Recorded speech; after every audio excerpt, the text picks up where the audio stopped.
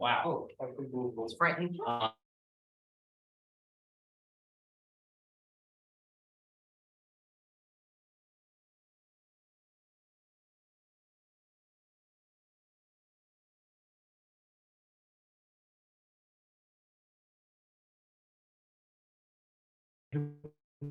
So as you just heard, this meeting is being recorded, so for folks to go back and watch at a later time, if they want to do so. Just a reminder to anybody that makes any comments, if you could please state your name for the record. Helps us keep a better public record of the meeting. And let's see. We have closed captioning turned on for anybody that's joining us via Zoom, so you can follow along that way. And then last but not least, just if for some reason we get interrupted and meeting's not able to be carried on, we will cut off the recording. I'll send out a new link town-wide, and we'll start back up so we can continue our business. And with that, Mr. Mayor, I will turn it back over to you. Okay, thank you. And another thing I want to add that we didn't mention last month is we now have a podium here.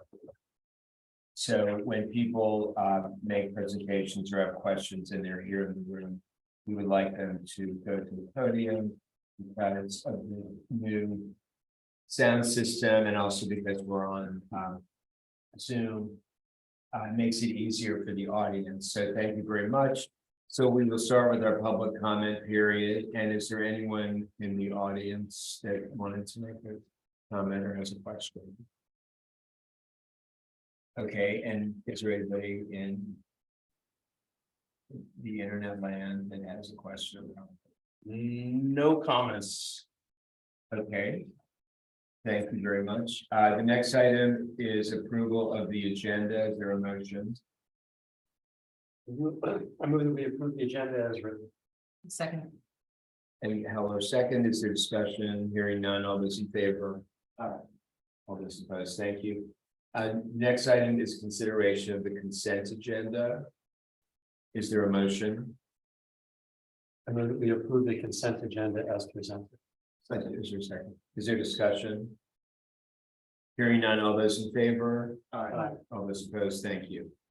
The next item, public hearing motion to consider approval of a 6-month extension request submitted by Miriam Rosenthal and Michael Phillips for the ongoing construction project at 5522 Greystone Street, Mr. Townley. Yes, thank you, Mr. Mayor. Before I turn it over to our building administrator, in case he has anything. As you might recall, this property was granted a 6-month extension in October, I guess, of 2022. And so that extension will expire on April 6th. And so the applicant submitted an extension request. They said in the application that the work remaining, which was railing, decking outside, as well as painting, elevators, and plumbing fixtures inside, should not take more than 3 months, but they were requesting a 6-month extension to be conservative. I would just note for the council as well that I included the one resident's comments on this from Brian Pilot, who encouraged the council to limit the extension period to provide incentive for the contractor to complete the work. And otherwise, Doug, I don't know if you have anything to add about this. That's fine. Okay. I don't know if that is here. Okay, the applicant, sorry, did any request to appear? Okay, thank you, Council President Circa. Do you have any questions of the staff for the town attorney? I recall in some previous construction projects where there's been we granted an initial 6-month extension. Recognizing the impact of these construction projects on residents and neighbors in particular. I think my recollection is that the council has reduced the amount of time of subsequent extensions, just as a bit of a motivation to try and wrap up the project. Is that correct? Can you provide any status perspective? Yeah, I went back and looked at the applications that had required extensions over the last 4 years or so. And Doug's been here longer than I, so he might be able to provide some historical perspective, and Ron as well. But there were a few instances, I think we've had a total of 5 permits that have needed an extension. And of those 5, 2 of them actually requested more than one extension.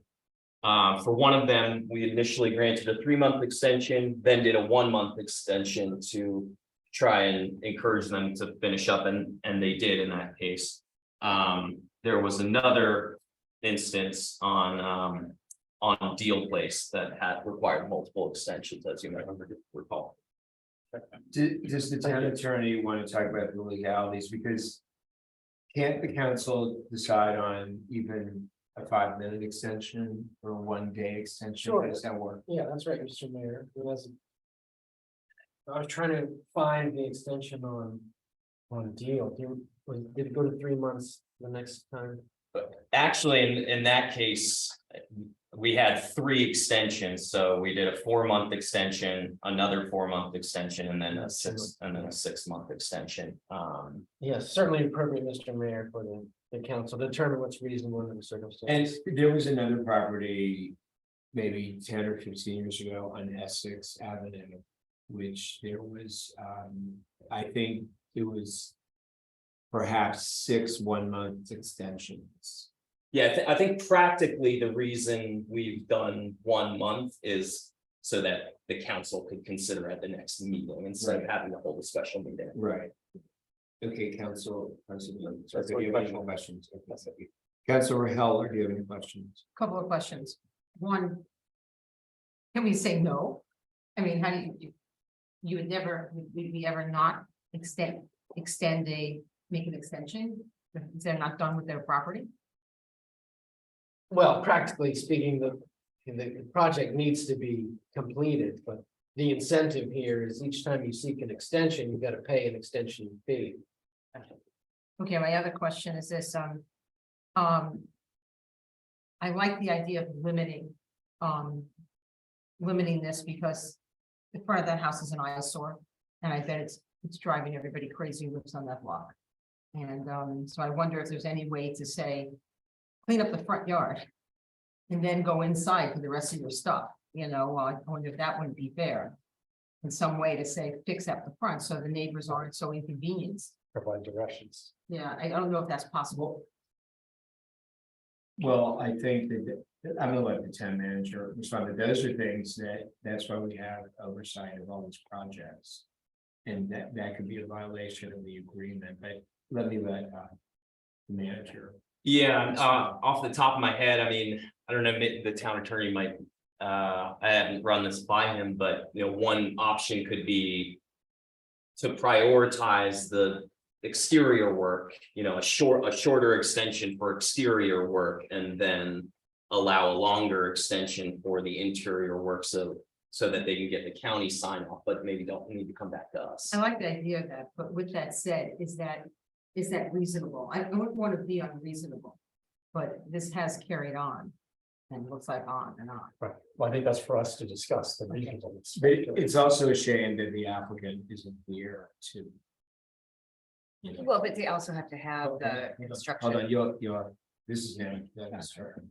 Do you have any other questions? No, I don't. Okay, Councilmember. Kumar. I have a question for the town manager. I understand the request is for 6 months. But in their note to us, they said that the work could be done in 3 months. So I read that correctly. She says, just just to be safe. Yeah. only give us 6 months. Right. We believe it'll be done in 3 months. Yeah, Is that correct? that's right. And then I'd like to hear from Doug, is the work that's being proposed conceivably possible to complete in 3 months? In 3 months? Yeah, I'm not clear on the details of what's being proposed, but is it, It's hard to say, it's all interior work and they are installing an elevator. That was for her mother. But everybody's saying that supply chain problems are causing delays.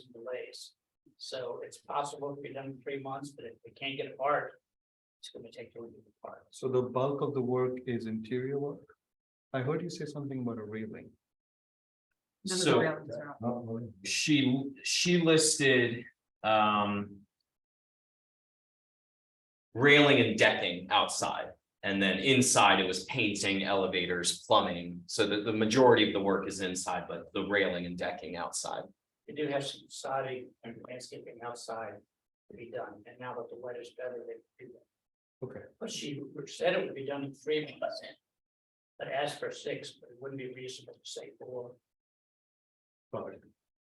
No more questions. Thank you, Councilor Rovak. We now have. No, I was just gonna say that, you know, the construction sites do have to be cleaned and kept in like an orderly fashion. So we should definitely check that, make sure that that is the case, but. I don't have any questions. Okay, thank you. Are there, any resident or guests have a comment or question? Anybody on? No further comments. Okay, so that concludes the public comment section of this hearing, and now I will turn it over to the council president to lead the discussion and the final decision. Thank you, Mr. Mayor. I note the neighbor's letter, the email that talks about the duration of the extension. And from my perspective, especially since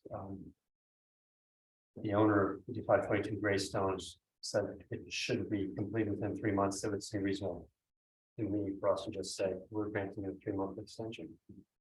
I guess the only question I have is, can we and do we want to add a condition that they should prioritize outdoor landscaping or something to that effect? Because it's one thing to keep a site safe and clean, but it's another thing to actually make it sort of finished and attractive. Well, in terms of the extension, I'm of the same view, since she says it's possible to finish it in 3 months. There might be a exogenous force, the fact that supply chain constraints, but then they can come back and to us. I wanted to know the historical, what we have done historically, so you asked that question, Steve, and I was good to get a sense of that we have given multiple extensions in the past, historically. Not, it's less common in 4-year data, but we have. In terms of, what the construction site looks like, the question is, are they in violation? To Jeffrey's point, are they in violation of how construction site should look? That should be our starting point. I don't, Are they in violation? Is unclear to me. And so if they are in violation, then I think that's something to explore. Well, but that isn't, that has to be done no matter what. Yes. That Yes. doesn't go to the So, extension. of so what you I, asked. you know what I mean? Like, I would start with, if they're in violation, then that gives us the right to sort of say, or direct the town government to say. I'm just going 3-month extension. Sorry. Done. No, I'm fine with giving them a 3 months extension, but telling them they have to prioritize the front. And maybe we should give them 4 months. Just to say, okay, to give you that breathing room, we give you 4 months, but with the caveat that the front has to, you gotta do your decking, you gotta clean up that front yard. Because if so much of their work is inside, fine, so be it, it's not gonna bother anybody. I appreciate the sentiment behind that, given. It seems like the site is unseemly or whatever, but it's hard for us to know what they can prioritize. Right. If some part is not there, then do they wait for that? That gets us too in the weeds possibly of this, so if they're in clear violation, then we can That's my immediate reaction, but maybe that you might have a different. No, I agree. I think that we should do 3 months and just let it, they can do with whatever they want in that 3 months to get it finished in whatever order. But I think 6 months seems really long. What would be good is to get like 2 months in. Might be nice stuff to get a readout. Well, let me throw something out, an option for you. Given they're not here and a lot of things that you're talking about would have been good to ask them. So one thing you might want to consider is just a 1 month extension and say that if you need another one, you're gonna have to come in to the hearing to give us the answer. Because you're basing your decision on a lot of information you don't have. Well, So Your I'm just letter said throwing 3 that out. months. I'm comfortable with the 3 months. Okay, so Yes. just, Propose motion. so, I recommend that we approve a 3-month extension for the ongoing construction project at 5522 Greystone Street. Second. Okay, is there any discussion? So, well, actually, Mr. Town Attorney, that's legal and technical sufficient, right? So the code does provide that the council, for good cause shown, may grant an extension of 6 months. I think it would be helpful for the record for the council, for the motion just to include the good cause that's found for why the extension is needed. I think building permit administrator said it's for delivery of materials. Right. And Broader as requested by. the owner. So is that acceptable? You made a Yes. motion, so is that acceptable? That's acceptable. That language, so Yep. do you want to read the motion so everybody understands?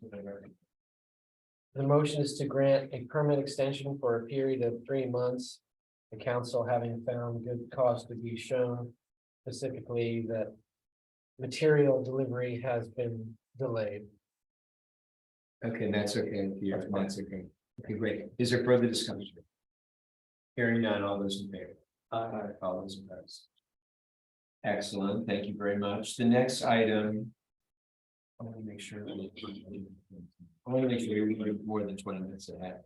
Okay, the next item, public hearing motion to consider approval of a building permit application submitted by James Gillis and Allison Hooker for the demolition of an accessory building for the property located at 4816 Essex Avenue.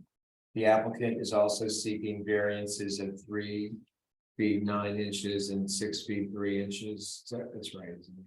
For the placement of an HVAC unit in the side yard of the property. Mr. Town Manager. Thank you, Mr. Mayor. Yes, so the applicant is applying for a building permit along with, and part of that is a variance. They actually were essentially ready to go last month, but wanted to figure out the HVAC unit and the installation there so that it worked alongside the existing HVAC unit. So the summary of the work is essentially that they are proposing to demolish an accessory building in the rear and to add a patio area there. So it's a total increase in square footage of I believe 102 feet. So it does not doesn't trigger our stormwater management code requirements.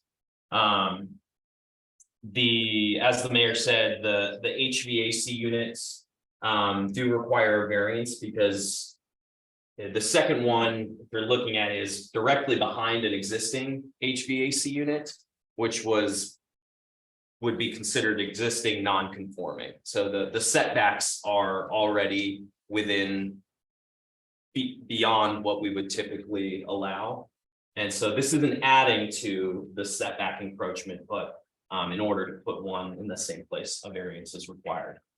Doug, I'll turn it over to you if you want to give your report. Thank you for going to the podium. Like Matt said, they're removing a addition that had been added several years ago to the back of a house. I believe was an art studio, and it was set on a slab will remain, and I guess it's gonna be an outdoor patio. So the impervious area for the house has not changed at all. They will be making some additions to the front sidewalk, but the old and new are basically the same square footage, so that is constant also. The existing house is 25 feet from the street, 7.6 feet on the left side, 7.1 feet on the right side, and the rear existing is 33 feet. But when the studio is removed, the rear setback will be 64. The roof downspouts will be either underground or 2 flower beds. And I recommend that once the council decides on the air conditioners situation, I recommend the council approve a demolition permit, a building permit, HV permit, a generator permit, and a dumpster permit, 4860 Essex Avenue. That concludes. That concludes ours. Okay. Well, actually, we do have Dr. Feather with us as well.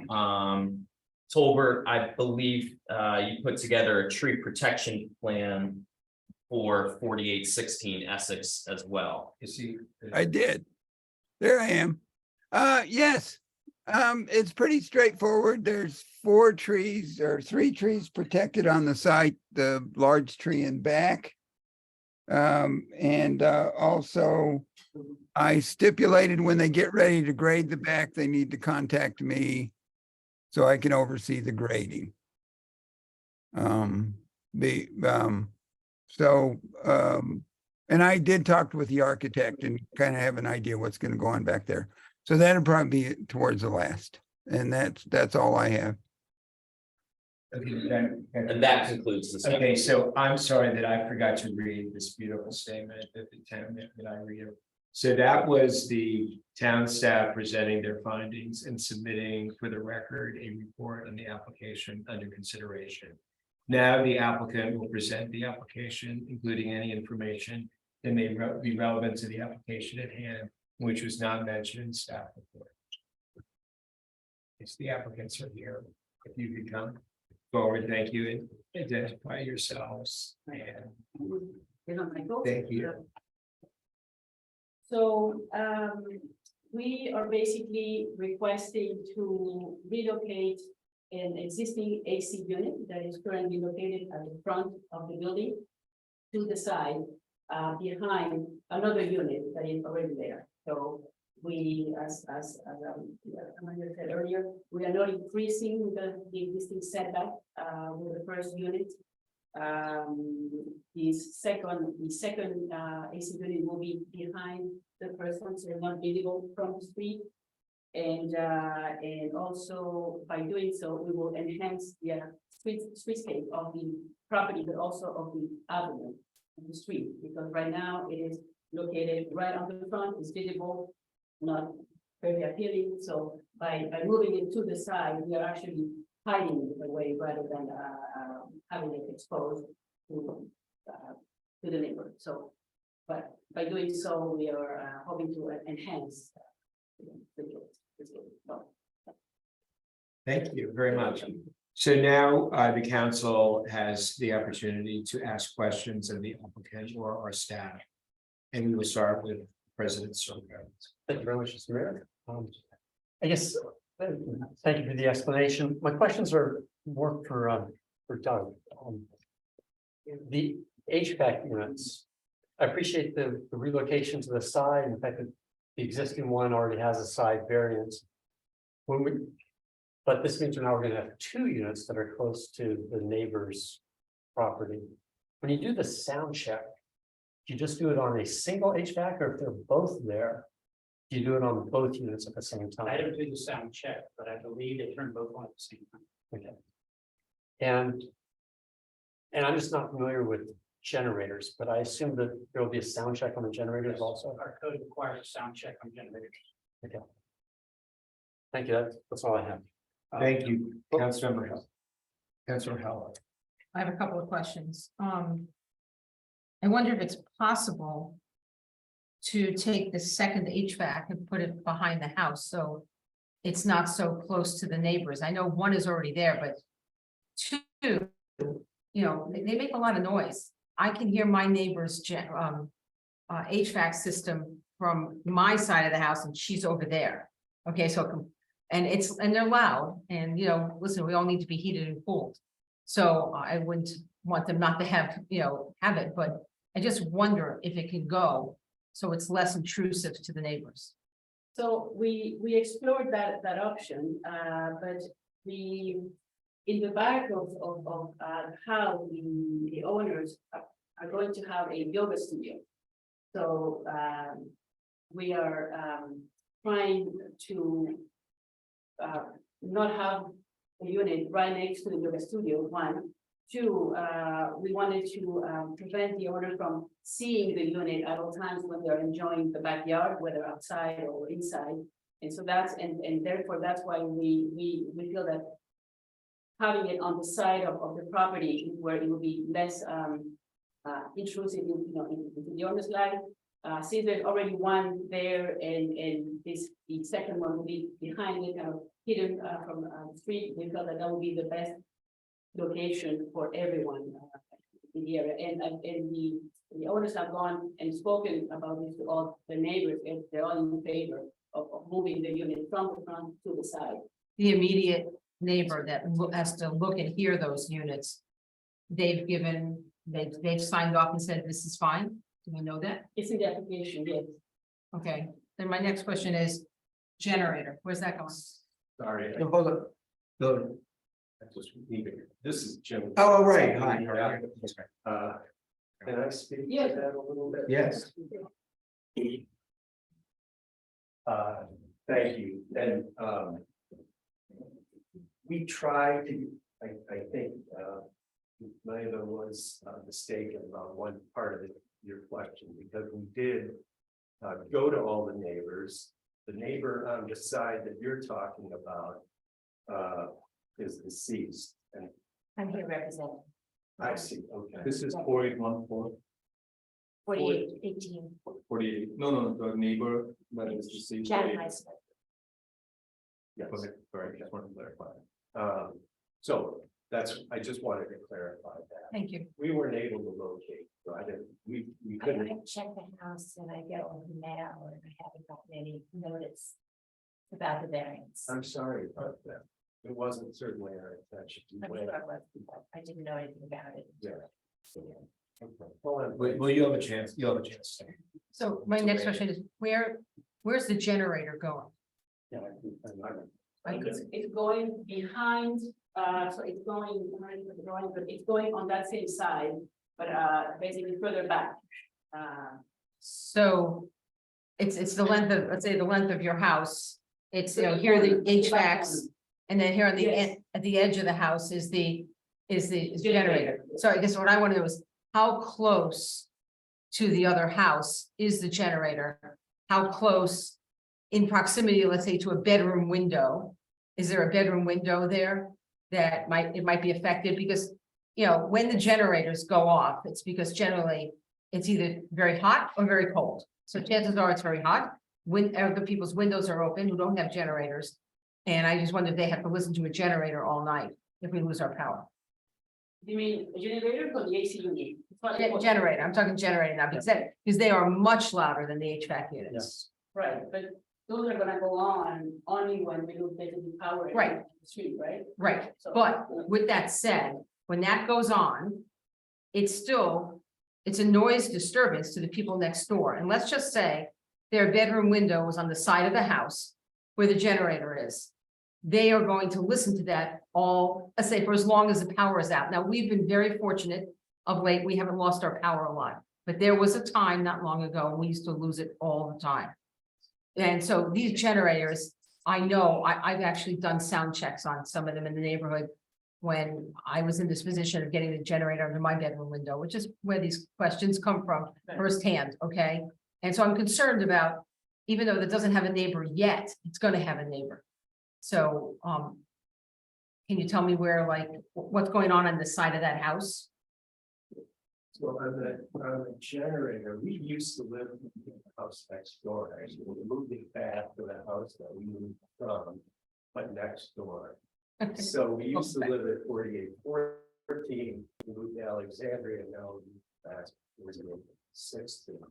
We used to shovel Iowa Snow's driveway, and I encouraged Dane Peck, who lives now where we did, and he continued to shovel their snow afterward. We are using the generator only when there's a complete loss of power. Absolutely. When we lived there on Essex, I think we were there about 8 years, and in the entire 8-year period, I think the power went out once, because the reason why I remember is because there was only one person on the street that had a generator, and his house was lit up like a Christmas tree. I think he was almost proud of the fact that he could turn on every light in his house, because literally every light in the house was on. But that would be the only circumstance which we would use it. I submit that would probably be a minimal interference when for whatever period of time. And also, the only time I've seen them come down has been in the midwinter when there's a huge snowstorm or there's an ice storm, in which case you wouldn't have your windows open. I don't recall ever there being a need for a generator when there was a loss of power due to a brownout or something like that. I don't think that's. There's been a bunch of them, actually, Is that in right? the course of my being here, and I think, maybe Hallie can speak to it too, that, that we've lost power for a week, 1 year for the whole, in the summer. Yeah, right. Yeah, and it happens. And of course, when it happens, that's when you turn on your generator. Sure. And that's when it drives the other people crazy, Mhm. So I'm just trying to be mindful Mhm. of who's Yeah. ever gonna live there. And so I'm wondering is, can you put the generator somewhere else? Somewhere else on the property where it's not gonna be in somebody's face, Well, that would be, a question that would basically need some time to review that, but it's not something we can answer right here, right now, because, to the same fact that I stated earlier, we are trying to provide some calm in the back as well, so. I understand. The same principle of the AC unit is putting the device. It's a nice for one, but also noise wise, and the yoga studio and the bags we're trying to. Keep that as quiet as possible. I understand, but So just to add to that, my wife is a certified trauma counselor, or the word I think is more coach. But she has individual clients, not exactly clients as such, because her fee is a contribution of the Duke Ellington School of Music, but she would like to be able to see the limited number she has back in that space. When I say limited number, I think it's 2 or 3 people. She really doesn't do this as an occupation. It's charitable sort of two-way charity thing that works out there for her. We could not put the AC unit in the back, and for the same, for the reason that actually it's been shown that sort of mechanical noise is triggering of somebody who's suffering from PTSD. So we wouldn't put that or the generator status there. I suppose it depends. If you can't move that, if you the HVAC unit, our intention is to leave it with and I suppose we would then put the generator on as well. I don't think it would be very aesthetically pleasing, but it would be the only alternative that we would have. Let me see. One of the things I can't speak to this specifically, but somebody else might be able to, that when you put in a generator, it gets a sound check. And if it's above a certain decimals, then you can't use it. So something to think about. You can ask him. Yeah, ask. You should put that on the record. Okay, Doug, I guess my question that I wondered if they knew is that when you put in a generator, it has to have a sound check, is my understanding. Yes, And if it's, and the sound check, maybe you can explain this better, is it would be as it impacted the neighbors next door. Am I correct? Sound check is done at the property line, yes. Okay, so if there's a certain point and, above, maybe you can tell them, then they can't, then they just, you may not be able to use your generator. But they have the option of screening it to reduce the sound or going with a quieter generator. But depending on how close it is, because this sounds like it's pretty close. If they put it by the HVAC system, they may not make it. Because, I think you might look into that before you invest in your generator. Well, I mean, it's gonna certainly be something that's within the decibel level necessary to meet the regs with that. And Right, if but it's gotta meet not, the regs of the house next door. It's gotta meet whatever regs the town, Okay, so, and if, as Doug said, it's necessary, you can put up additional screening. that may or may not solve your problem. Just so you know. Well, I'm just throwing it out to you because I know Yeah. this is a great investment. Okay, to put that generator in. I know, I think, I don't know what the latest ones cost, but I know what they did cost Right. 5 or 6 years ago. And so I just wanted to point that out to you. well, as I said, if necessary, move it to the front. I'm done. Okay, thank you, Councilmember Kumar. Question for the staff. So we have a building permit application and a variance application. Yeah, attached to the building permit application is the variance And the request. building permit application is, sorry, guys. I don't think we- Sorry, guys. The building permit application is the demolition of the unit in the back.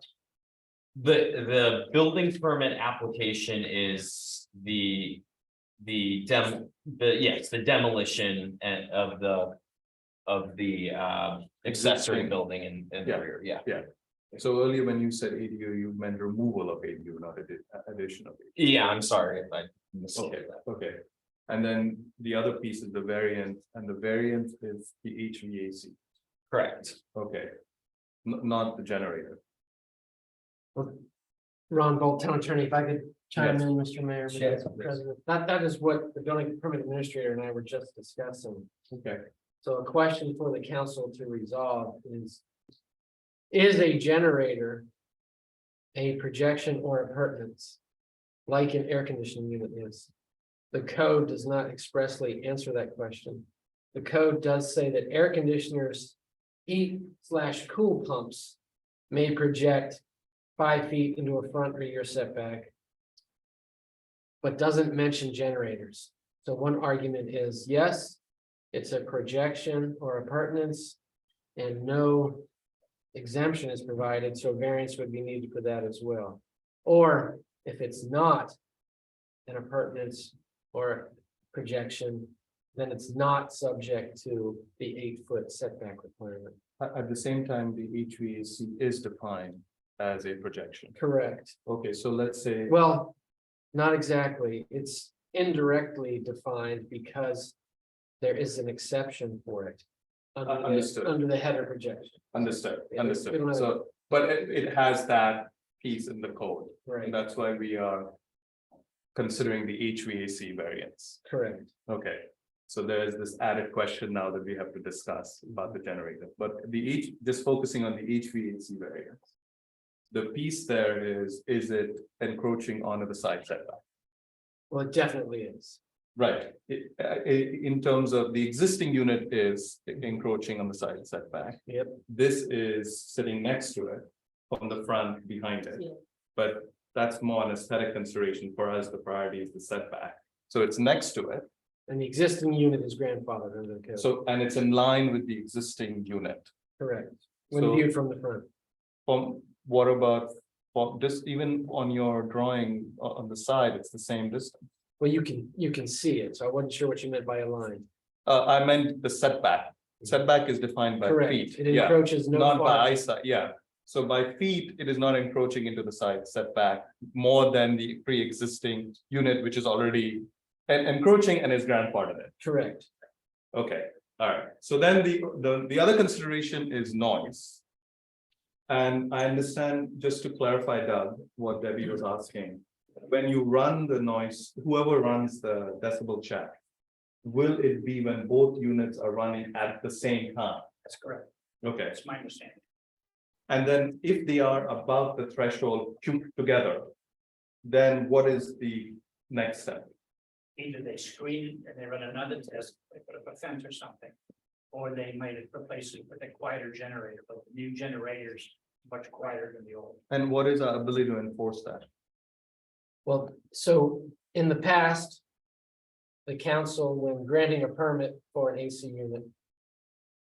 Has imposed a condition that a sound test be performed, because there is a county requirement and a town requirement. That these units conform to the county noise standards. Yes. So if you were to approve the permit. Be approved with the condition that a sound test be performed before the permit is closed out. So if the Got it, sound test failed, the permit would not be closed out and it would Got have it. to be abated. got it. And you should note that there's a driveway there. So there might not be much room for sound abatement devices, but that's a question for Doug and the applicants. When No worries. when we issue the HVAC permit, one condition on the permit, it must have a sound check. Got it. Thank you for coming and thank you for being patient. You got signatures from your neighbors. I saw that in the variance application. No, definitely don't know. No, I know that. Unfortunately, you will get a chance to speak, right? Yes, And now remember, the signature is not an approval, it's just a notice, and somebody's here, so. exactly. But I did notice that did you go door to door to get the signatures? We did as we were able, it was during the day, and so those neighbors that we were able to reach, some we knew.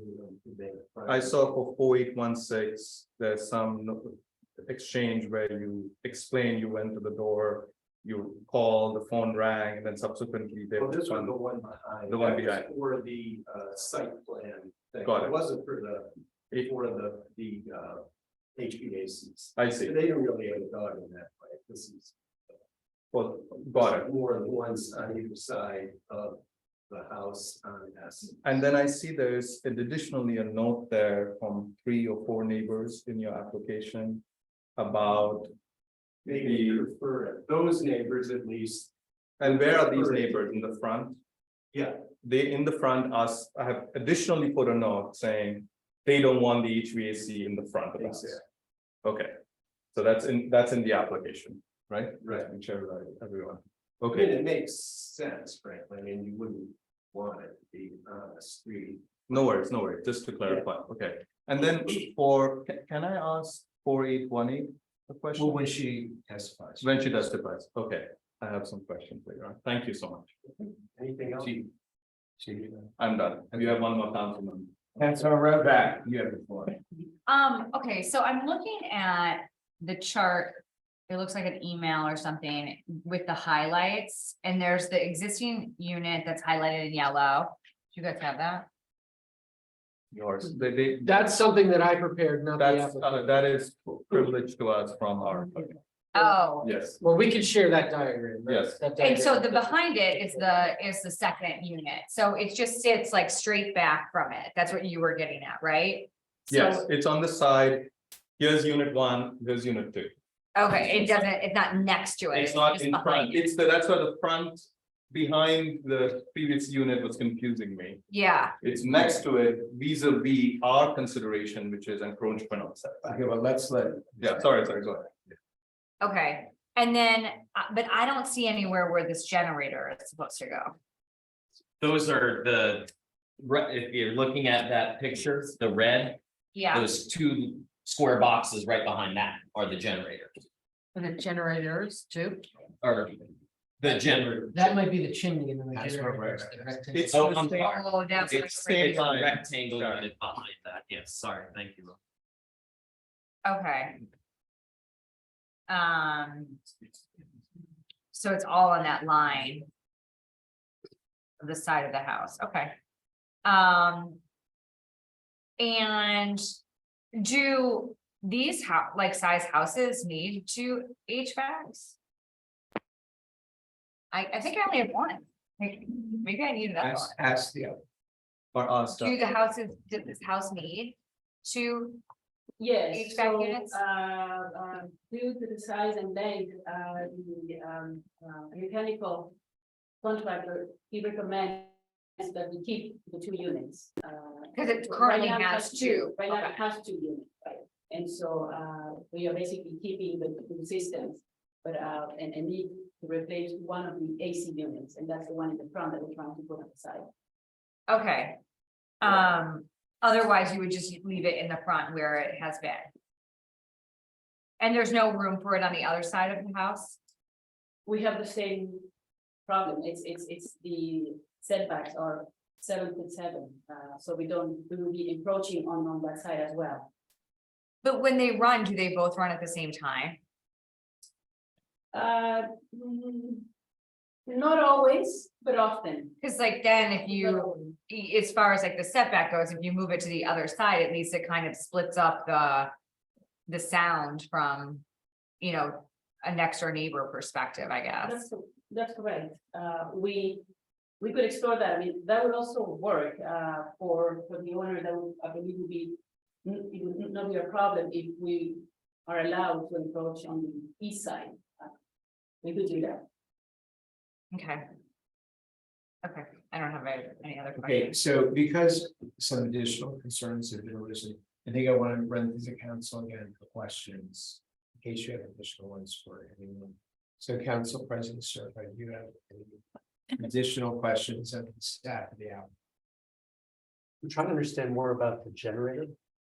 Because when I read the application, except for one box that says generator with a little X in it.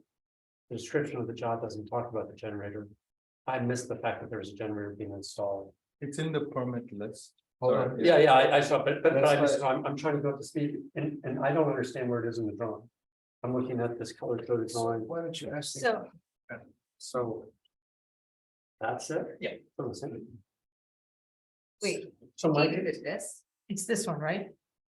so Mike, I guess my question for Doug is, we are now looking at a generator and 2 HVAC units, all very close to a neighbor's yard. Well, Say it again. the generator and the 2 HVAC units are all apparently this roughly the same setback from the Yes. neighbor's yard. Yes. Will the sound check examine all 3 of them in operation at the same time? I would think it Yeah, should. do sound checks. I don't know. Well, just as a matter of practicality, it would be impossible for all 3 of them to run at the same time, because the generator would only run if there was no electricity. What would then prevent the HVAC? Oh, really? Yeah. The generators won't power the HVAC. So didn't when you have realize a that. generator, you don't get air conditioning or heater or? Well, you can, if you have a big enough generator. We I didn't can, realize. Can Doug answer that? So is that correct, Doug? Is that correct that? If the generator is running, the HVAC units cannot run?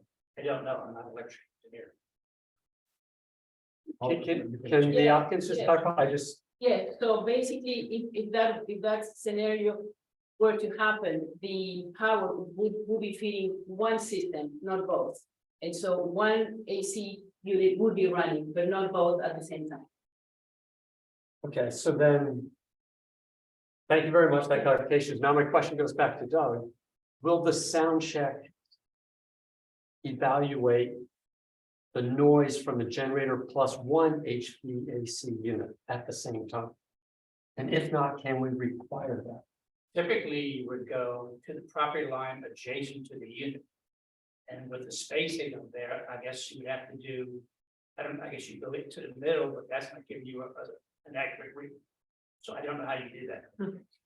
When I've done a sound check in the past, I mean, it takes the entire noise into consideration. So if you run them both at the same time, if I'm standing there and using the device, it will give a total decibel level Right. for both running. And then I think, But it won't give you that if you just test the generator by itself and then you just check the HVAC units by themselves. correct, yes. So what I'm asking is, will we have a test that tests the generator plus 1 HVAC unit running at the same time? I think that the code, well, the town attorney might have it different, It looks like Ron's itching. yeah. That would be a reasonable condition of approval, Mr. Okay. President, because as a practical matter, the requirement is to comply with the Montgomery County noise ordinance, which addresses noise disturbances as the manager noted, measured at the property line. So whatever's running at that line has to fall under the noise Whatever it thresholds. Okay. Thank you. I have no further questions. Okay, thank you, Councilor Heller, you have the Question. floor. Thank you. The generator, what size is it? How big is it? The generator is, it's 48 inches long by 20 inches wide. But It's, yeah. I get your size, but I didn't ask that right then. Generators come in different, I guess, decibels, whatever, or how Question. kilowatts, yeah, thank you. So there's small ones, medium size, really large ones, maybe you can tell us what generator you're gonna put in there. It is a Generac 22. Okay, so, Generac 22. okay. We can look that up, but Yeah. Yes, yes. Are the specs in the application? The specs and yeah. I thought we included specs. Is it on there? I'm sorry. For the, and, Has to have. no, the specs include, I think, AC units, AC units. with the AC units, but not the Yeah, generator. Second said that, Oh, yeah. You might want to ask the town attorney about what the procedure would be to get more information before a decision is made, so perhaps, I think that's what you're. Ron, I guess what I'm asking is. Can we limit? The permit and not approve the generator until we have more information about how big it is? And then maybe Doug can help us about how big the AC, the HVAC unit, one of the HVAC units with the generator and what that, what that noise level would be. Because my question is this about the generator, is that you can tell the generator what to power. You can just power your refrigerator if you want. Yes, that's an option. You don't have to power everything. As you said, the guy, I know who this is, lit up his house. He's got a very large generator. But you can decide what your generator is going to power. right, exactly. This one says it's 67 decibels. So that's fine. Do you have any further? Councilmember, Heller, do you have any further? No, I don't. Okay, thank you. Sorry. Councilmember Kumar. Ron, just to clarify, we can stipulate. In addition to the noise check. At the property line. For the HVAC units, we can also stipulate the noise check. For a combination of generator and HVAC unit as well. That's correct. Okay, and when we stipulate that, it'll be post-install, we will have installed it, we'll run the noise check. If they're in violation of the noise check, we will be informed. We will then we will say you're in violation, and you will need to abate that noise. And we- That's correct, but I would just suggest that you consider as a practical matter. What abatement could be done before you allow these things to be installed, because might- That's where I'm Stage. going at. So, and can we require removal? Yes, but. Yes, you can, but yeah, it might be. More efficient to. Either tonight or at a future meeting. Get the technical specifications for the proposed generator, determine at what decibel level it operates, and. Perhaps it might be able to estimate whether that would or would not comply with county noise standards. Do you have the details of the generator? It looks like it's 67 decibels. I'm looking at the specs from model 70422. The county standard is 55 decibels, so this seems to exceed the county standard. Okay, we know. But I don't know, it's That's- 67 decibels right next to it. So, the. sound- Measurement is at and there's a driveway. Right, Okay, so we have it's 67 decibels, does that help us? for a 22 kilowatt Guardian generator, model 70422. I told you that one for this. It's really loud. I live, Hold on. oh, sorry. So we have some details now, but that still doesn't help us, right, get to a conclusive view without actually measuring it outside in those conditions. Well, and I don't know if you need a sound engineer to figure that out. Doug, you know how to figure that out? 67 decibels at 10 feet, what's gonna sound, what's sound gonna be? I can look into that, That's I can probably figure right. it out, but I bet you get an answer. It's not 10 feet, it's 7. I mean. Oh, okay, This, Council- I am reading, it's a general rule of thumb is every time you double the distance from a point noise source, you get a 6 decibel drop in sound pressure. Okay. okay, do you have any other questions? No, Councilor Rovak, you have the floor. Well, no, I'm just now studying generators. It's fascinating, but I will say that the one that is here. I can hear from my house across the street and 3 houses down. So if this one is a 67 decibel, it's pretty loud. Do we know? That's true. Do you know, just so you. I'm sorry, Do you know how many decibel or the watt of the generator here? I don't, it sounded like it's 67 based on what they said, but I don't think we had Maybe, gotten No, it. ours maybe Doug. Oh, at the town hall. I don't know. Okay, So, no. Okay, no, I don't have any other questions. Okay, so I think I'm gonna go through the council one more time. Councilmember President Circuit, do you have any further? No further questions. Okay. Councilor Heller. No further questions. Councilmember Kumar. Councilmember Rovak. Okay, so now we will open the floor for public comment. We ask that those making public comments be respectful of the council's time.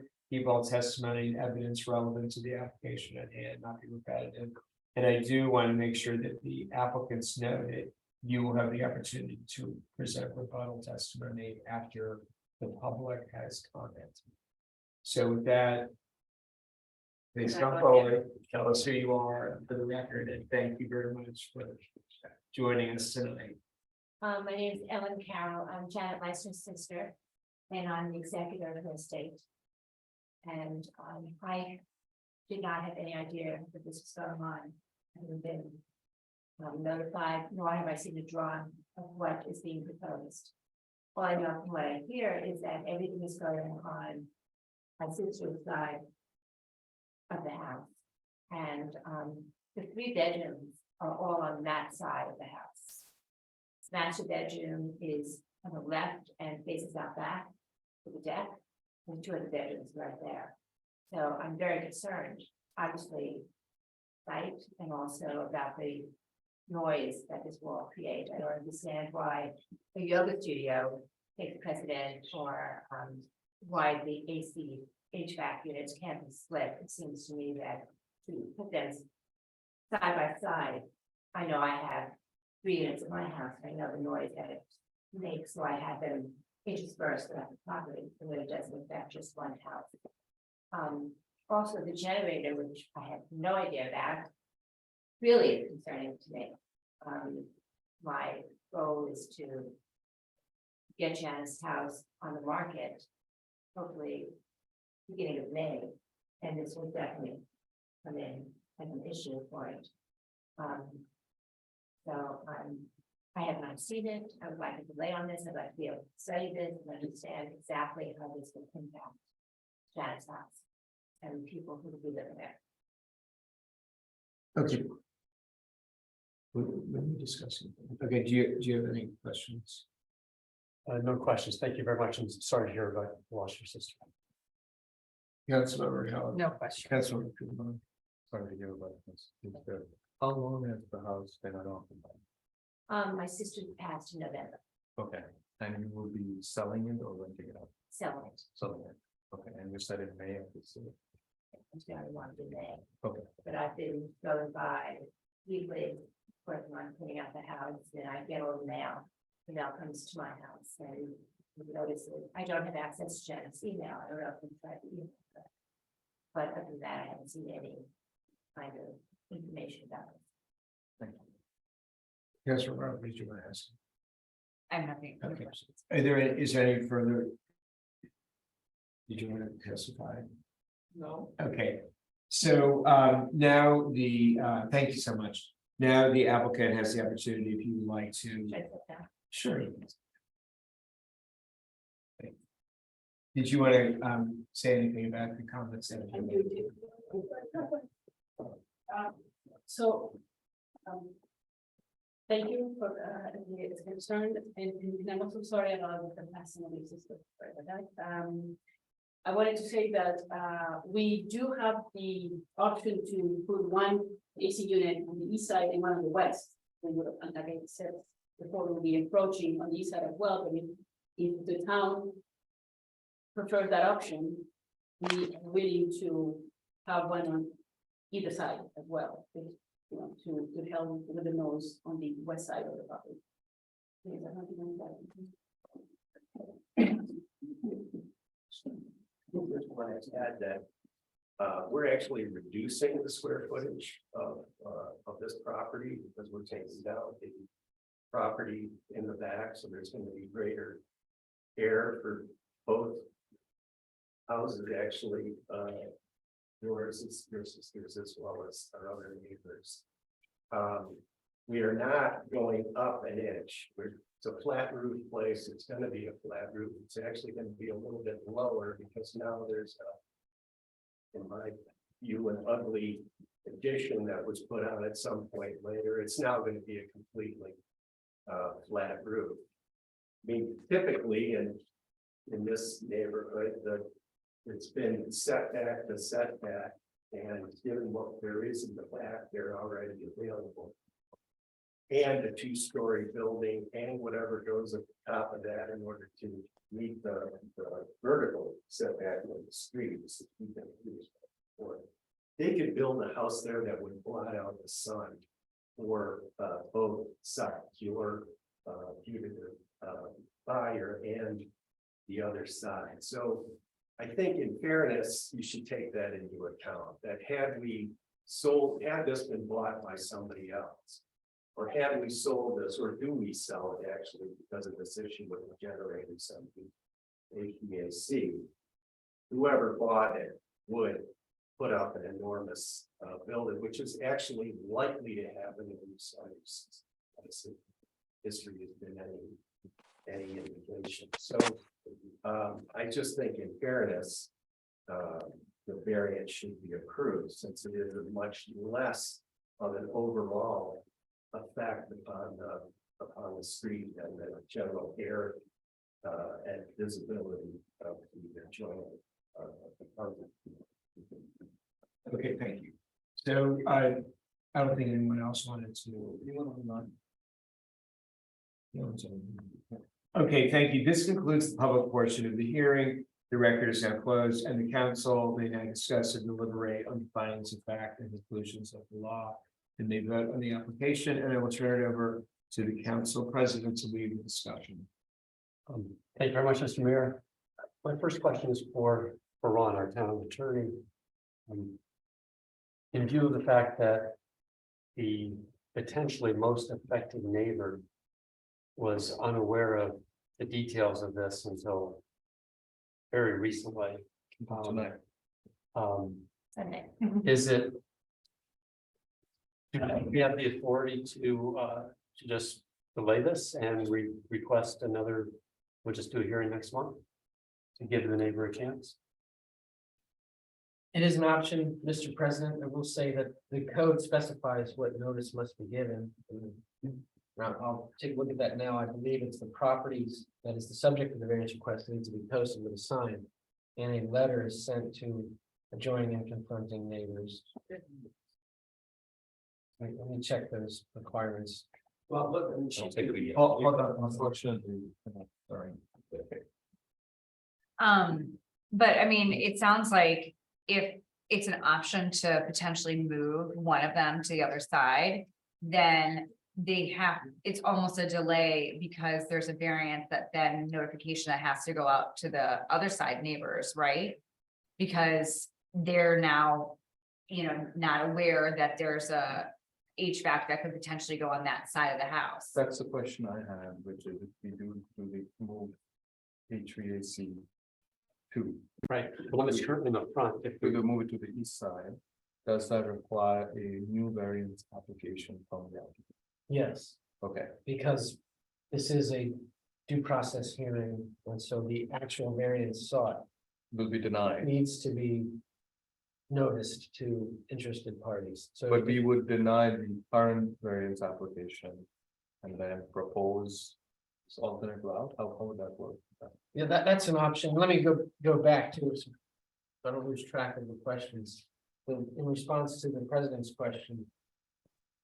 The town manager did issue a letter, a notice. So the notice requirements of the code were satisfied. Maybe it got lost in the mail, but the council can decide whether it wants to grant additional relief. But the notice requirements of the code were satisfied. So an option would be, if the council wishes, to deny this request and allow the applicant to resubmit with a different plan that would run through the process again with new notice being given to the neighbors. Because it might be fair to say that the neighbor on the other side of the property may have comments if they know that unit was proposed from that side. Another option is, the request could be continued. So you don't have to reach a finding tonight if the applicant prefers that method. Sometimes that's preferable because a written decision does not have to be written. Can I ask a question? So I guess I'm still confused about the generator, because does that need a variance? That's a question that the council needs to decide. The code does not expressly address that issue. It's not. It's- But it's gonna stick into the We can. side My setback. interpretation of this is that we can stipulate it as part of the noise check. But it's not part of our variance approval. But I mean, if it's an object that sits within the setback. That's why we rules, have to make the Right. code clear. Well, I thought all generators needed a permit. well, here's one way to look at it. There's two ways to look at it. One way to look at it is the town setbacks apply to all buildings and their projections and appurtenances. The town council simplified the code by getting rid of the previous long list of exceptions. Chimney was allowed to project 2 feet. We wanted to get out of the business of determining whether something was a Each thing, chimney, yeah. was it a cornice, was it an eave? Was it a balcony? Or a bay window. So, Even though. so that list was eliminated from the code. But some things were retained. There was an exception retained for air conditioning units, which I read earlier. They're allowed to project into a front or rear 5 feet, but not a side. So one way to interpret the code is if something is not exempted, it's deemed part of the building. And there may be no reason to treat a generator different than an AC unit, other than you're going to say AC units are appropriate in the front and rear setbacks based on historical construction practices. The other way to interpret it is it's not a projection or appurtenance. But Well, the I fact find that is- argument less persuasive because But it the air is a- conditioning unit is an appurtenance or projection. I had trouble finding that a generator would not be. The rationale for that argument escapes me. Right, like if they need a variance for the second AC on the side and that generator sitting right behind it, I would think they would need a variance for that generator. Of the two arguments, I think that's the strong one. But we're not talking about that right now. Well, you need to, because the applicant needs instruction. You need to decide tonight.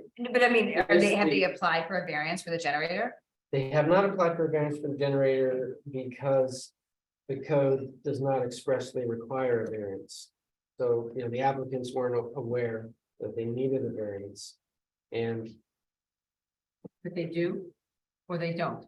that's for the council to No, decide. today we can decide that we will determine that the generator is a part of the house. That it is subject to the same conditions as we can decide today. Okay, I And think then that we it can needs further to- later on strengthen the code so that it's not fuzzy. And would require variances for generators. We can do that, but today for this particular application, we can decide that. It's a call we can make, and Ron is saying it's a reasonable argument that we can make. It will hold ground. The Okay, argument that it is. and then for variances, is there the need to have a sign posted on the front of the house, or we don't require that, right? No, We it's just a- have to. Some towns notify do, neighbors. some towns do, I don't remember if Somerset does, I'll check right now. We do require a letter 10 days before the hearing, which the manager did issue. Well, it's not part of the code, but if for a future one, they can do it on a case by case basis, right? But I mean, the next door neighbors have to find out about it. Right? Yes, I think it seems that there are multiple reasons to suggest a continuance here. One is that it might give the applicant an option to explore alternatives. Two, it might give us the ability to get clear on generators. And three, it will allow 4818 to be able to review the materials. And 4, Okay, I would like to know what the other neighbors say about the generator. Because I don't think, I don't know, whether if they they know. focused on the generator. yes, if, you know, like the neighbor behind you, I don't know who's behind you on Fallstone. Okay, I can't do that, sorry. Okay, I don't know, okay, What we could do is, we would be indicating that we would consider the generator as part of this application. So the applicant is aware of that. Right. So I think there are multiple reasons. Is it continuous? Yep. Is that what the language is? Continuous? but can we do something that That's says, can we do something that says, we're gonna grant your permit if you move the generator, like not the generator, the HVAC, either leave it in front or put it on the side. And that's the other side, so there's one on each side, but you, wait, but on letting the neighbors have to, that the neighbors have to know. And then I think we need to put Well, the generator separate. The way that I'm understanding is that today we're not deciding on this application. We're not denying or approving the variance. We're requesting a continuance. The applicant has heard our deliberation. We have, when we come back, we are giving 4818 more time. We are going to get clear on generators and how we would approach that, in the subsequent hearing, right? Those are the conditions for, Well, the applicant needs some guidance on how to resubmit. yeah, There's a continuance, so I think the council, it would be helpful, for the council to decide tonight whether a generator is a projection or a pertinence. I think it is. a generator is a projection. Yes, Yeah, Okay, yes. I we think can that is decide that right consensus now. of Yes. the council. So then a variance would be necessary. A variance would be necessary. It would be the first variance. So as a right? practical matter, it does make sense for either with or without the applicant's consent to continue the hearing. Yes, Because the plans need to be, updated to include the generator. and the variance a new variance notice needs to be issued by the neighbors.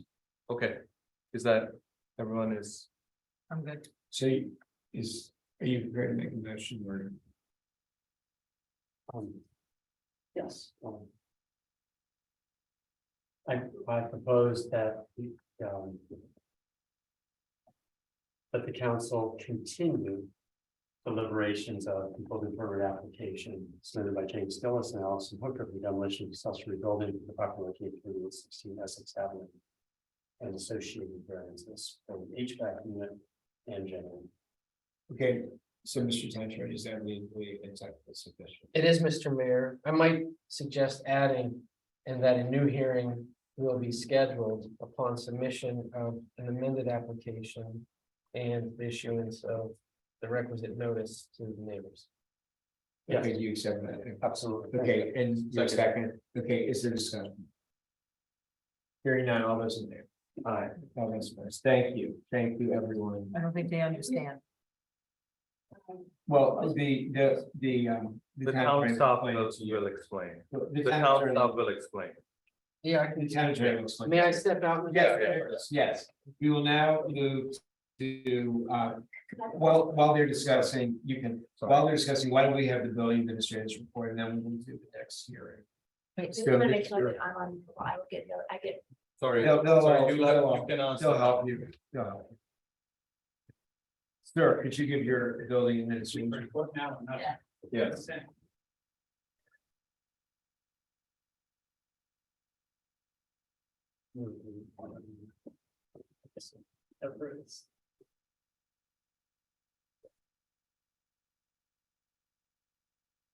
Um,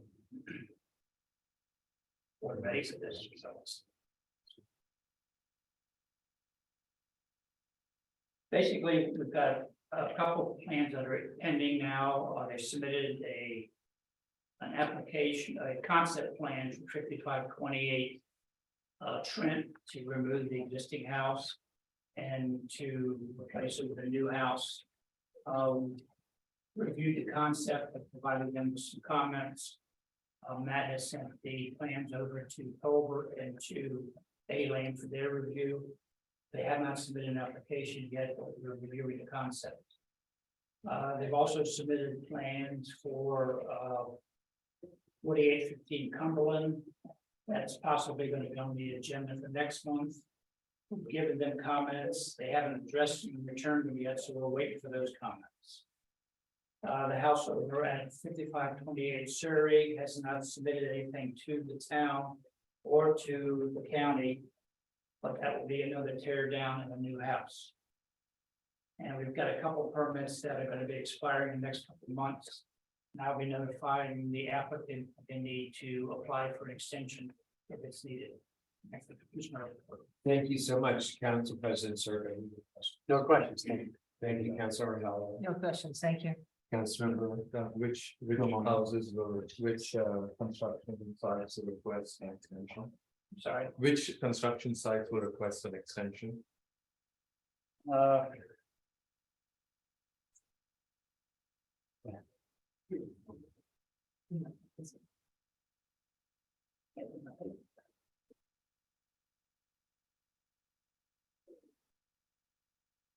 we're closing out the permit this week on 4808 Cumberland. That job's done, so they won't need an extension. But we've got one coming up in July at 5522 Uppingham. This morning, it looks like they were probably going to be done by then, but I don't know. That's where they added porch and the second story. And on 5522 Greystone, their permit expires July 1st. I talked to the contractor and he seems to think it'll be done, but he's not sure. So I will call them in a couple of weeks and find out what they're. Okay. Councilor Rovak. Yeah, I have a question. So. Can you just tell me, so for the house like that's on Cumberland, that they kind of submitted plans, you guys have talked back and forth there, we haven't seen the other plans yet from your comment.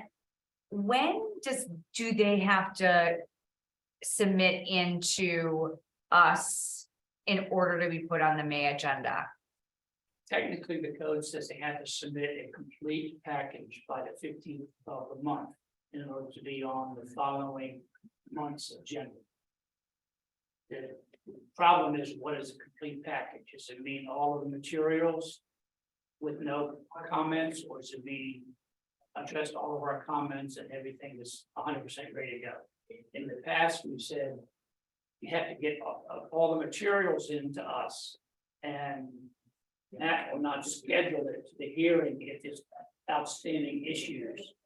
So they might have a complete package by the 15th, but when we get to the last week of the month, if we don't have all of our comments addressed, that will bump the following month. Okay, and then, and with our new storm, because I think that there could potentially be some stormwater discussions, with that house. And once we've provided that feedback, like, how does that work with them going to Montgomery County and getting their permit versus our permit? Like, will they first then get permitted by Montgomery County and then come to us after you guys have had those initial meetings, or is it simultaneous? Or do we have to wait for like the Montgomery County how does that work now? We've updated our code to allow people to apply simultaneously, so. Ideally, we have a Montgomery County permit before our hearing so that it's already gone through that review process.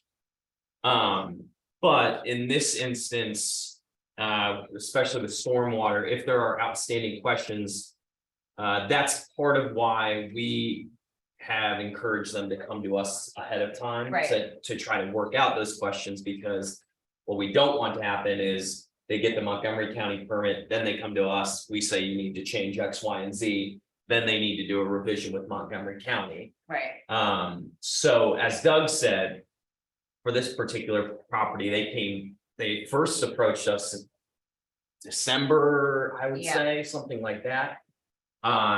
Submitted a concept plan. Some comments were sent back to them.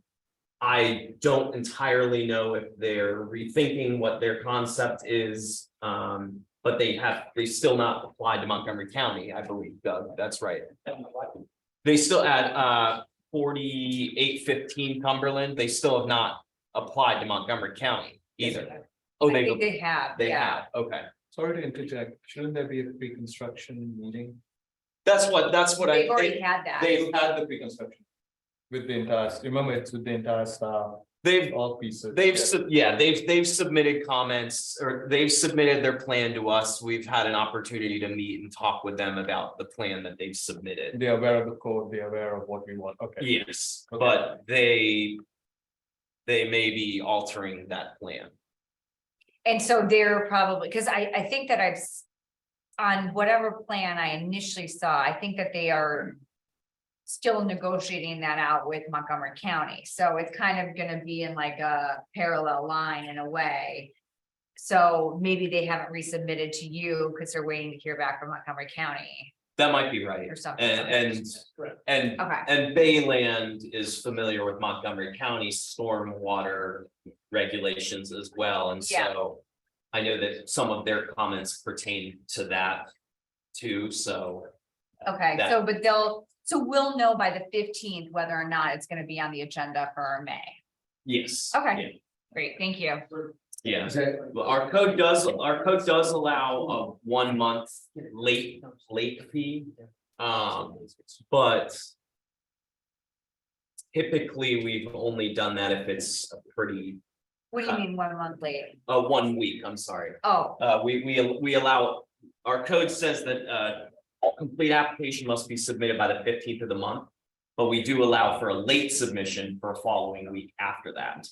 At the mayor's discretion. And okay, but in a situation like this, it's up to the discretion of the council, or the council president, whether or not to add it onto the agenda, right? Yeah, and Well, something, it's usually based on the staff. something Right. that's that significant. Yeah, If it were a dumpster permit or something like Right. that, then we would Yeah. come to you, but okay, great. We keep in touch. Matt, about Don't you think you should? Keep in touch with? yeah, absolutely. I think I said, Yeah, let me I'll know let you know this- as soon as it comes in. yeah, it's gonna be, I think that a lot of the neighbors will wanna see and be able to chime in before. Have the proper notification so that they can attend the meeting. Right, yes, yeah. Okay, well, I know that our town attorney is still out of the room, so I think I'm going to go to the tree removal to it's the 8.1 to consider approval of the tree removal permit submitted by Amy and Jeffrey Buteau for the removal of a 27-inch red maple at the property located at 5522 Uppingham Street as recommended by the town arborist due to the decay in the tree, which makes the tree hazardous. Okay, I'm gonna turn it over to the town manager. I included the application. Thank you, Amy, for joining us as well. So the applicant is here in case the council has any questions. They've been working with Tolbert on this. Tolbert, I don't know if if you want to add anything to your report for the council. Yeah, I think the permit was submitted, worried about, encroachment on, sewer lines. And trees don't penetrate intact pipe, so, but when I went out and looked at the tree, it does have a hollow, you can see in the picture that I submitted. So there is a risk there of keeping it, and if the homeowner wants to keep it, that's fine, but just know that there is a risk involved. Yeah, Tolbert jogged my memory. So Amy and Jeff were in talks with Tolbert. They were a little bit concerned about the tree, especially if it was impacting their sewer line. And submitted an application. Tolbert, as you see, recommended approval, but I think at this point, I'll let Amy speak to it, but they'd like to try to save the tree if possible, but we put it on the agenda anyway, so the council could do a hearing and potentially approve of a permit in case the tree continues to deteriorate and isn't able to be saved. So they can make that determination over the length of the permit, basically. Okay, so we're gonna have the applicant to greetings. Hi, Do you wish to comment on the staff report or add anything? we are getting into landscape architecture soon, so I don't 100% know what we're going to do, but like Matt said, we just want to get approval in case we do decide to remove it based on the hollow and the hazardous condition of it. Okay, well, thank you so much for being here tonight. Council President Circa, do you have any questions? No questions, thank you. Councilor Heller, No questions. Councilmember Kumar. This is a right of way tree, This is a private tree. Private tree. because the 1 to 2 tree removals don't need to come to the council. If it's above a Diameter. certain And it is diameter, above which the- this is, yes. Thank you. That's it. Councilor Rovak, do you have any questions?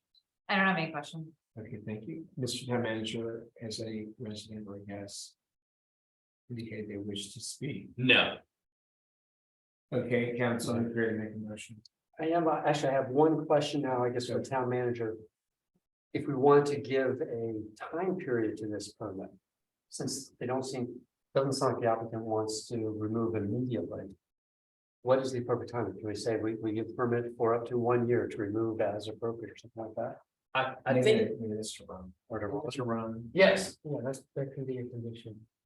a typical tree permit, we do 3 months, because usually you schedule the work and it's done, but. But they're working with arbors, I would. Yeah, So right. I would suggest 6 months then. Okay. Are you Okay. making a I can make a motion? motion. Okay, Motion to approve tree removal of 20 of a red maple at 5522 Uppingham Street, as recommended by the town arborist, for a permit of up to 6 months. Is that good? Is that, Yes. All I right. second. okay, is there discussion? Hearing none, all those in favor? Aye. All those opposed, thank you. Mr. Mayor, Yes, yes, sir. Thank you, Amy. I apologize. to Thank interrupt. you. No problem, no apology necessary. Regarding 4816 Essex, the applicant, if possible, would like the council to consider tonight the demolition and dumpster permit. So the work could start, even though the variance request would be continued. Okay, so what's the procedure? That does the council would have to, add that to- Recall the agenda item that the applicant's architect has. Okay, Mr. President, I think that's reasonable. At least reasonable enough for us to discuss it and then we'll. okay, so can you give him the language, Mr. Town Attorney? So I propose that we recall the request for demolition of accessory building for property located at 316 Essex Avenue, which we have previously continued. Second. Okay, so discussion.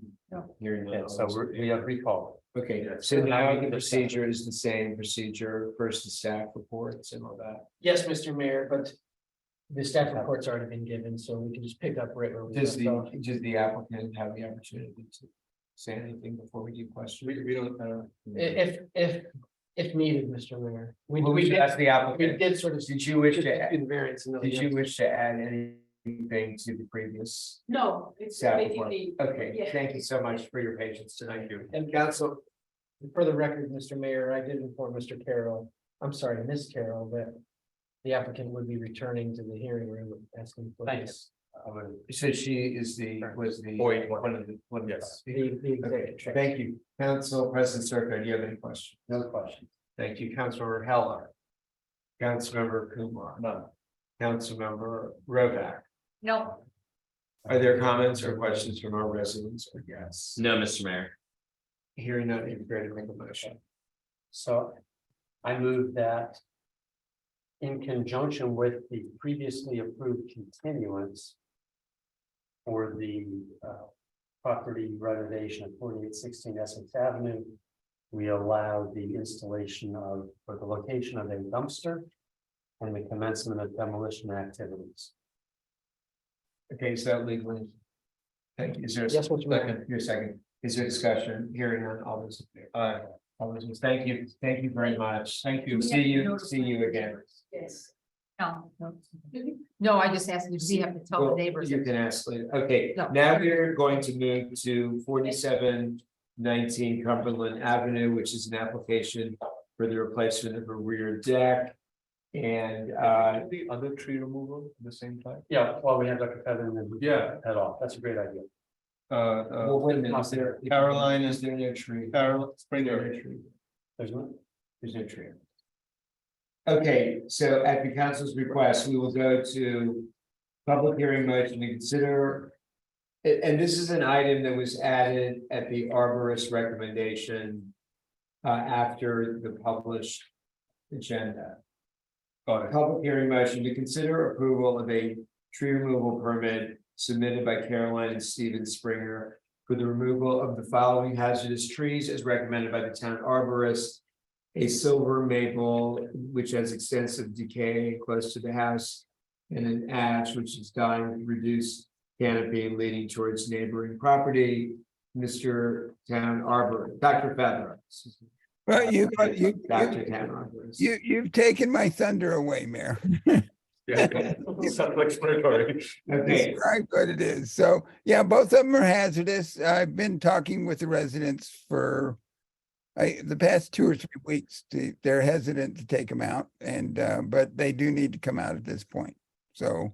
okay, just for thank safety. you. I see Mr. Springer here, but welcome. Hello. We haven't seen you in a long time. Do you wish to comment on the report or add anything? No, I mean, I think the trees unfortunately are situated very close to our house and one's leaning towards the Walker's house and one of the leads would hit their bedroom and the other lead on the big silver maple would hit our bedroom. And we've cut this tree back a couple of different times and it's now just kind of a mess, to be perfectly honest. It's sort of splayed out 4 different directions. So we would like to move forward with removal of that tree and then also the ash, which is going to die very shortly anyway, and probably fall over at some point as a favor to the neighbors. Thank you so much. Council President Circa, do you have any questions? My only question, thank you very much for joining us. Do you have any plans to plant any new trees on your property? I mean, we certainly can if that's something that's required. I think it's desired, maybe not required. I don't, Did you want us to take any? no, I don't have any. Okay. Yeah. Councilmember Heller, do you have any questions? No, I don't think. so. Councilmember Kumar. The silver maple is of a size. This is for Dr. Feather. The silver maple is what was the terminology we use in the champion tree or? Canopy. Canopy tree, but it's a sizable one compared to the ash, right? Dr. Yes. Feather? Yes. And I think, you know, if that was the only one up for approval, it would come to the council because of the new tree code. And I think that we were given guidance as we established the tree code that we would only approve this if it was decaying and dying. Yeah, I mean, given the size of that tree, okay, just clarifying. No other questions. Okay, Sorry, thank you. sorry to ramble a little. Councilor Rovak, do you have any questions? No, I don't have any questions. Okay, Mr. Town Manager, is any resident or guest No. Do you wish to speak? No comments. Thank you, council. Are you prepared to make a motion? Well, I'd like to We get to request, discuss that, so. You want to discuss? Okay. I'm with you. I think given the size and the fact that it's a canopy. Right. I'd be more comfortable if we suggested planting. A new tree being planted. So. Do we, and we have the authority, correct? Yes. To actually make Yes. this condition of approval is that. Because we clearly clarified that it would be very rare under extenuating circumstances, you would say, taking down a sizable tree. And this is one of them. It's decaying, it makes sense, obviously we should. But given the size, it's more reason than not to suggest that we suggest a refund. Okay, any comments, Debbie Shan? Can you, would like to make A motion? Oh gosh, it's gonna be complicated. The town attorney will help. Yeah, I might need help. Okay, approve removal of silver maple and ash trees as submitted by Caroline and Stephen Springer. There's no address here, by the way. Yeah, 4826. 4826 24, 24. Okay, Sorry. we got it. 4824. Oh, Yeah. Dorset, 4824 Dorset. And recommend planting of a canopy tree at or near similar location. Measuring at least 2.5 inches in caliper at the time of installation and selected from the list of approved canopy trees maintained by the town. And did we want to impose a warranty for that? No, particular tree? no. Okay, so you accept? Yes, I accept. And are you seconding it? yes. Okay, is there discussion? Or- Hearing none, all those in favor? Aye. All those opposed, thank you. Thank you very much. Mr. Springer, now we have one more public hearing motion to consider approval of the removal of a public tree located at 4520 Cumberland Avenue as recommended by the town arborist, Dr. Feather. Yes, it's a red maple. This was pointed out actually by the resident at 4520. The front of the tree looks fine. The back of the tree, you can see it's split, one big branch, and it's also got decay in the center. So I recommend this removal, and we'll get the stump taken out and maybe even replace it this May, is what I'm thinking. Okay, thank you, Council President Circo. Do you have any questions? No questions, thank you. Councilor Heller, No questions. Councilor Kumar, none. Councilor Rovak. Nope. Are there comments or questions from our residents? No. Council, are you prepared to make a motion? I move that we approve the removal of a public tree located at 4520 Cumberland Avenue as recommended by the town arborist. Is there a second? Heller, is there discussion? Hearing none, all those in favor? All those opposed, thank you. Thank you. Thank you, Dr. Feather. So, is for 4719 Cumberland Avenue, is the applicant here? Was she planning to attend? I thought she was here earlier. Yeah, may have had to leave. I'm not sure. Do we want to contact her? Perhaps. Or, If you'd like, I mean, it is pretty straightforward. It's, well, I know, but if she was here and. I think, did the assistant town manager go? I think she's checking to see Okay, if. let's move to the 840 item, public hearing motion to consider approval of the appointment of Elizabeth Harris as the official town beekeeper for calendar year 2023. Mr. Town Manager. Yeah, we had this discussion at the work session. There was, I think Councilmember Kumar had recommended actually that we invite a couple of the contractors who had submitted proposals. A majority of the council elected to move forward with the proposal from Elizabeth Harris. And this would have her be appointed by the town council to serve in an official capacity to volunteer and maintain the apiaries in the Vincent Park area. Okay, thank you. So what we wanted to add, which you brought up, which is in respect to Councilman Kumar, is that it's noted in the record that there were other options, but the council decided to move forward with this one, and this would be your opportunity to debate with your fellow council members the possibility of turning this down and going with another one. So this is what we did in respect to you. We're bringing up tonight to make sure everybody knows. Council President Circo, do you have any questions? Just on the timeline, here in the agenda, it says for calendar year 2023. So I understand we're looking at a 1-year pilot, which would extend into calendar year 2024. Is that correct? So 1-year pilot is what we're talking about.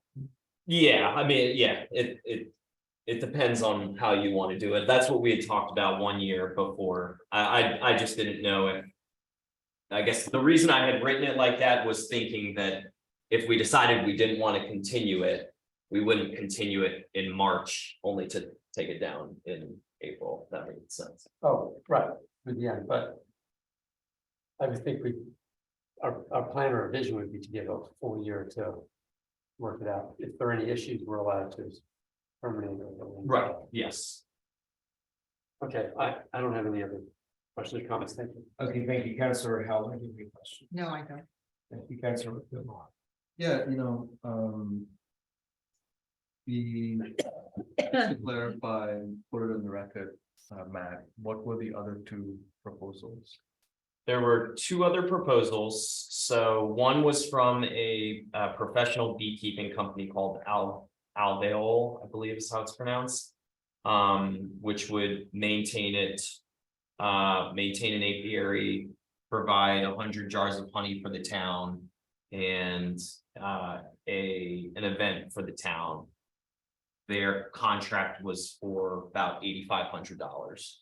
There was another semi-professional beekeeper who was recommended by the Montgomery County Beekeepers Association, who offered the services for about $2,500. I think the main difference there was that he carried his own insurance essentially and had experience maintaining for other public groups, public organizations. That was my other question. Both of these firms have maintained such apiaries on public land. Yes. Okay. And then just to clarify, I know we went down this path last time, is that, originally we were worried about this cost. Then you were worried about the indemnity and insurance fees, and then, I am concerned that it's a volunteer, but, there will be hidden costs, hidden time that will go towards this added project. Especially, I know it's taken us a while to get here. That next year we have at least three major capital projects, right? The streetlights continue. We have roads, sidewalks, and stormwater infrastructure, and we have the pool renovation. And we have a very thin team. So while volunteer is technically zero cost on budget, there are hidden costs. It will take up time, and there might be other costs that come up. So I still remain concerned about that. And, if we are keen to do this properly, might as well. And also, I think I heard Elizabeth last time say very clearly about here that she hasn't done this on public lands. And that's a quality that will be different. And I mean, I know Elizabeth, she's awesome, she's amazing, but this is still public lands. It's not someone's backyard. And I think the sort of level of scrutiny will be greater if something goes wrong. Most likely nothing will go wrong, but there's always something strange that could happen in public lands. And last time all of you may find it a bit comical, but I was a little concerned because I did happen upon someone who was drunk and hanging out by the stream and, throwing knives on the ground, that part of the route. road, it was bizarre, it was a bizarre incident, that part of the road is accessible. That part of the town is accessible by the road, I mean, we're not gonna police that and kick people out, and so. I'm worried about things going wrong that way, where we have a volunteer who hasn't done this on public land, and it is spilling into a series of problems and issues that we will inadvertently have to manage, and will fall on the town. So I just wanted to table that before we make it, so. Okay, thank you, Councilor, back to the questions. No, I mean, my understanding is that, or I guess, I don't know who I would ask, but, Well, I don't understand why the vendor isn't here. Did you invite her to come? We have Martin. I know, but he's not the vendor. You talking about Elizabeth? Is she here? Is she on Zoom? Oh, she's on Zoom. Okay. So you can ask the questions. Oh. I didn't realize she was here. I No, think she's not. she's not here. I'm sorry, she said she would be. Okay, so she's not here, so Because the time is. I mean, I can ask her to be on Zoom. She was supposed to be on Zoom like 20 minutes. well, my understanding is just like, if something goes wrong, like, it sounds like we can just collect all the bees and like move them out, right? I mean, that's not like a hard task. Right? It's not like they're gonna be swarming all of our houses or, anything like that, so. She said she'd take them. Yeah, she said she'd take them back, so, I mean, I think that. well, you don't have any. This is question, I kind of weird of. This is all. Making a statement, I shouldn't have. Do you have any Those question, it's question. I don't really have a question. Okay, fine. Okay, are there any comments or questions from our residents? Because No. do you want to? This is your. So come, can you come to our? Thank you. For our podium. Respectfully to your comments, we did talk about the knives throwing all that stuff. We did address that issue in the last meeting. So I think that should have given you some more of an understanding of what would happen in that situation. Which would basically, she could take her fees away as well as a commercial beekeeper would take the fees away. That's what the case is. As far as hidden costs or hidden times, there really is no, it's all imaginary because she's the one and the only one who can take care of the bees and that would not be invited to be near the bees. So there's no one else in the town that would be able to come to participate in taking care of the bees. So there's no hidden time. Now, of course, you could say, well, there could be some lawsuit, this guy throwing, but that could happen with anybody. If there's some type of thing that happens, whether it's a commercial or it's a personal person taking over his fees. So I don't think there's any concern having Elizabeth take care of the issues. Hasn't used done stuff at public lands, but she's done multiple sites, and she's also part of the bee organization that does a lot of discussions. I will say that the commercial ones, the shortcoming of the commercial outfits is that they would only install one apiary, which has been shown that is not going to be sufficient to take care of these bees because there are now evidence of robber bees that will destroy apiaries. Do you remember that discussion we had last one? Oh, there's. Well, Oh, hi. Okay, so is that all you want to say? Basically, the robber bees basically makes these commercial outfits that have only committed to putting one apiary. That might not be sufficient to actually have a successful operation. And Elizabeth discussed that. Well, now that she's here, why don't we let the council ask her questions, and then if you want to add anything, happy. Thank you. Thank you very much, Thank you, Mark. Elizabeth. Council President Circa, do you have any questions? The delegate. I just, thank you for joining us. And am I correct in recalling that you are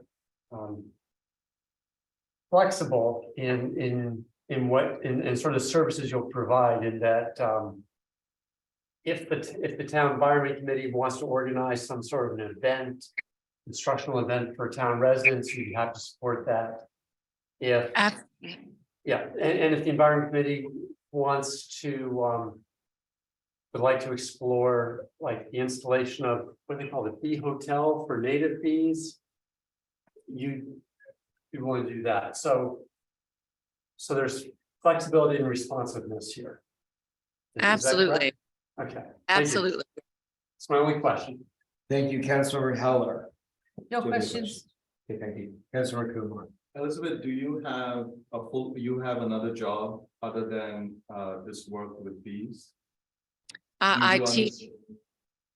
I do, part-time, I teach art to elementary school children at an after-school, art studio for children at Friendship Heights. I'm sorry, I should explain why I'm asking that. I'm asking just to understand your availability and how much time you might have. And because part of what I'm wondering is when things go wrong, given that this is public land, just to be clear. So I apologize if it appears intrusive in any way. It's okay. I assumed that's why you were at. Yeah. And then, do you ever have any occasion to travel related to your work or for other reasons? And will you be out of town at any point? No, No. Okay. And do you have a clear sense of this being a pilot and the duration of this pilot? absolutely. Yes. I think we said 1 year or 1 season to start with. And we can just, I'm happy to take it B season by B season or whatever, however long you like. And as someone else had asked last time, what happens if the town decides they want to end the project? What happens to the bees? And I told them I could have them, they could be gone. The hives could easily be gone within a week. There's a great demand for healthy beehives. And so if I post, if I list them as available, people will, there'll be a line of people who will want to take them. So if you at any point you want to end it, they can be gone very quickly. Got it. And is someone going to help you with this, or is it only you and only you are needed, just to be clear? Only I am needed. My son said he would help me carrying the equipment in there, installing the boxes, but even at that, I mean, they're not heavy when they're heavy when they're full of honey, but that's the only time. No, it will just be me. And just for the record, because we went back and forth on this, you haven't done this previously on public lands, but just before you joined, you haven't done this previously on public land, but just before you joined, Bart was saying. No, That but you have done it, you are doing it actively for a lot of private, situations. exactly. In backyard situations, exactly. Okay, thank you. No more questions. Yeah. Councilmember Rebecca, did you have any questions? No. Okay, good. Mr. Chair, did you want to add anything? Good. Okay, thank you. Council, are you prepared to make a motion? Decibel level.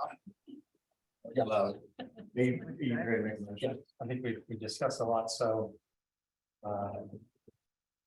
I move that we approve the appointment of Elizabeth Harris as the official town beekeeper for a 1-year pilot. I second. Okay, is there discussion? Nice to hear this. So the one thing I want to ask the town attorney is there isn't there a formal agreement? I think there's an MOU or something that you wrote. Good question. Is there? That was before she was going to be an appointee. That agreement was. So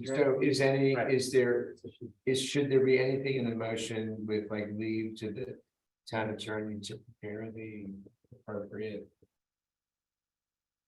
Because it's not like we have a job description, right? No, I don't believe we need one, Mr. Mayor. That is. So it's all under the discretion of the town manager. Yes, Is it, Mr. so the town manager, so the beekeeper is appointed by the council. Correct, as a. So Town. to a volunteer, so it's like a committee appointment, Correct. but it's also it's more like equivalent to a volunteer job, so isn't this under the supervision of the town manager? Not me, Well, because I think we should clarify that, just, yeah, because I don't think it's under the mayor's, I think based on what the town manager's role is the town manager's. Because he would make any decision, not any council, obviously. But I think we should clarify that. Right, it's my understanding of the will or desire to the council from previous discussions that whoever we had running this pilot It would be under the. would be under the manager, direction right. of the town. Because it's certainly not under the direction of the council or any committee.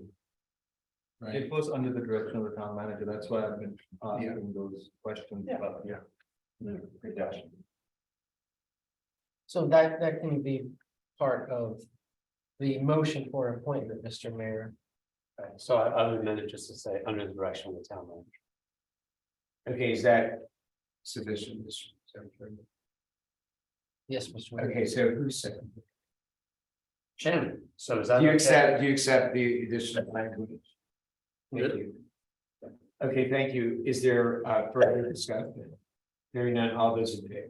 Aye. All those opposed? Thank you very much. It was a beautiful process. We will now move back to the hearing for 4719 Cumberland Avenue. Thank you. And Thank you, Elizabeth. And I don't think that the applicant is here, so I'm just going to read. I believe she was earlier though. Yeah, I'm that's assuming that Elizabeth was. Harris. Oh, no. Oh, there was someone else here. I didn't see who. There's Elizabeth Ewing. Oh, it was someone else. All right. Elizabeth Ewing is.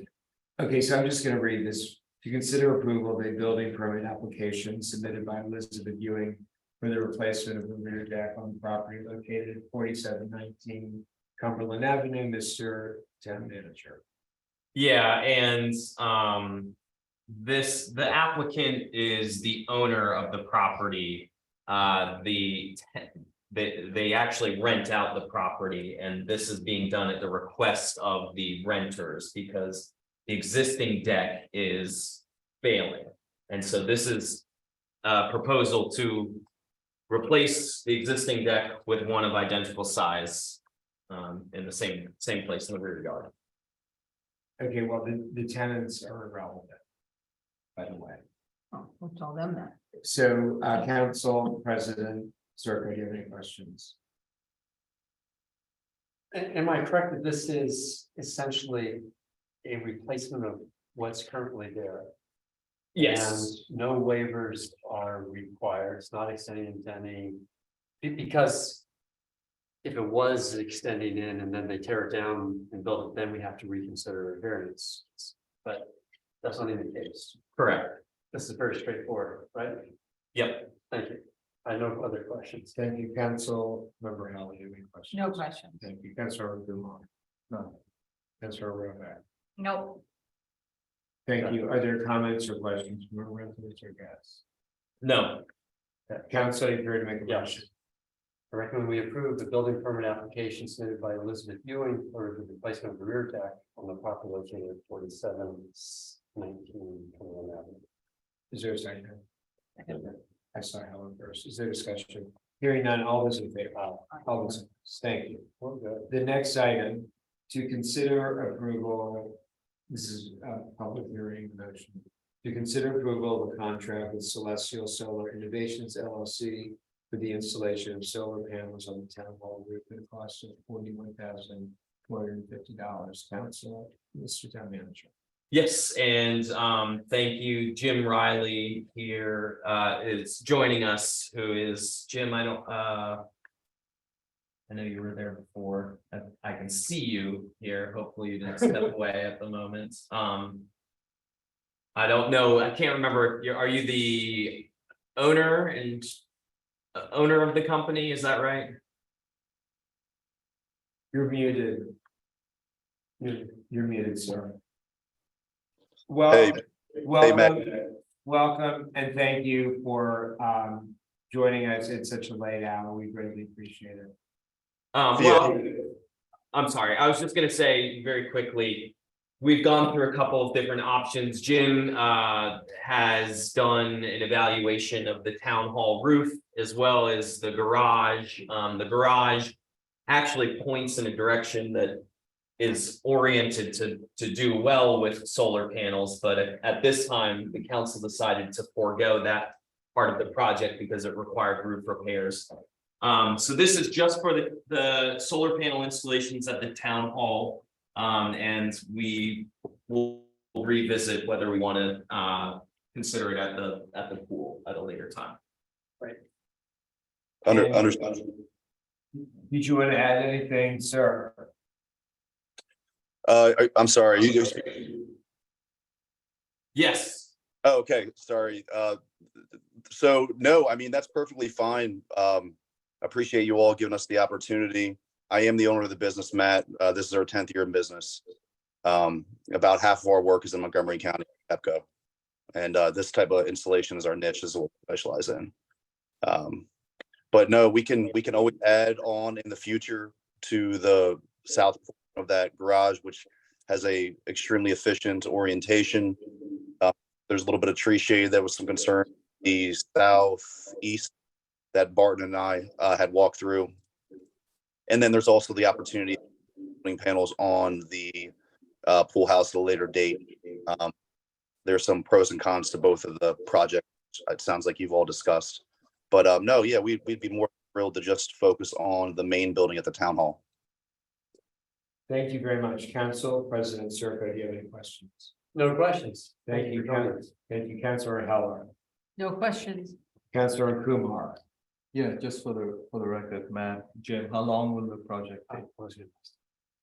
That is a good question. So our construction is starting to get into July, late June, early July. I'm going to say July just to be on the safe side with weather and things like that.